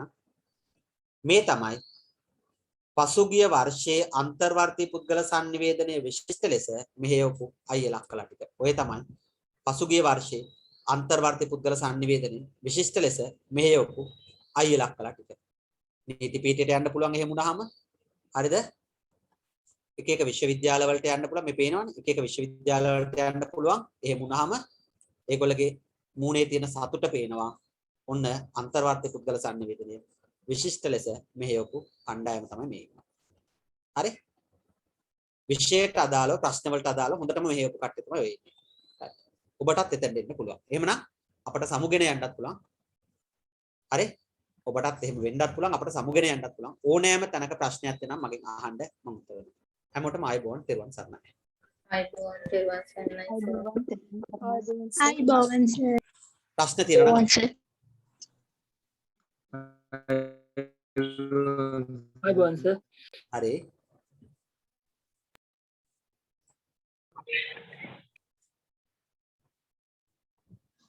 Excuse me, sir. ඔව් කියන්න පුතේ. Sir, සිකුරාදට sir class එක ඇහෙන්නේ වෙනස් නැති කරන්න. කතියක් තියෙනවා. සිකුරාදට දාලා තියෙන class එක වෙනස් කරන්න බැරිද? සිකුරාදාට තියෙන ක්ලාස් එක මම සෙනසුරාදා උදේ 6ට ගන්නවා. හා sir. හරි. එච්චරයි. ඒකේ වෙන වෙනසක් නැහැ. මොකද සෙනසුරාදා උදේ 6ට ප්‍රශ්න පත්‍ර සාකච්ඡා කරන එකනේ කර ආවේ. ඒක මම සිකුරාදා උදේ තියෙන ක්ලාස් එකේ තැන්න ගන්න. එච්චර මම කරන වැඩේ. ඒ වෙලාව මොකද දැන් අර ගොල්ලගේ මම ඒ 2021 අයියලා අක්කලා ටික වෙන වෙලාවක් දෙනවා. ඒකේ ගොඩක් අය මම භෞතික පන්තියට ගන්නවා. අනිත් අය සියලුම දෙනා ඔන්ලයින් එක මම ඒගොල්ලන්ට වෙන වෙලාවක් දෙනවා. මොකද එයාලා සිකුරාදා ගෙදර ඉන්නවා. ඔයාලා සිකුරාදා ඉස්කෝලේ යනවා. ඒතර හොඳම වැඩේ තමයි ඔයාලා සිකුරාදා ඉස්කෝලේ යවන එක සෙනසුරාදා උදේට මම ගන්න එක. කාරණේ පැහැදිලිද දරුවෝ? Oh sir, thank you. හරි. සර් උඩුගුරු පිරමීඩ බල වෙන්න එපා. දැන් ලබට කියන්නේ පාඩම් කරන්න බෑ. ලබට මුල්ට වගේ කරනවා. අරගොල්ල භෞතික පන්ති කාමරයට ගෙනල්ලා ඒගොල්ලන්ට සිකුරාදා උදේ දෙනවා. එතකොට දෙකකින් එකට එයි. ඔයාලව ගන්න අතන්න. එච්චර මගේ තීරණේ. Sir, මේ මට 6 වෙනි පාඩම චුට්ටක් මගහැරලා තියෙනවා. ඒකේ නෝට් එක ගන්න පුළුවන්ද? ගෙවල් කොහෙද? මම sir කවරක් කුලමේ. යාළුවෙක් මුණ ගහ ගන්න තමයි වෙන්නේ. දැන් ඉවසීමක් කරන්න දැන් තව සති දෙකකින් වගේ අපි ආයේ භෞතික මුණ ගැහෙනකොට කනෙක්ට් එකක් හදා ගන්න පුළුවන් කනෙක්ෂන් එකක්. හා sir. හොඳයි නේද? අර පිරමීඩ ආකෘති දෙක මේ නෝට් එක දීලා තිබ්බද? මං ගාව නැහැ. අර පිරමීඩ ආකෘති දෙකේ නෝට් එක ඔව් ඊයේ දැම්මා ගෲප් එකට. නැහැ සර් කලින් කියන්නේ දාලා තියෙන්නේ මේ ප්‍රවෘත්ති පුවත්පත් අන්තර්ගතේ ඉඳන් තමයි දාලා තිබ්බේ සර්. එහෙනම් මං හොයලා බලලා දාන්න. හරි සර්. ආව එතන ඉඳන් තමයි දාලා තිබ්බේ. හරි. මම දාන්න. හරි සර් thank you sir. හරි බා. තියෙනවා. අපි ගියා. ප්‍රශ්න තියෙනත් අපි ගියා. හරි ඔන්න ගියා.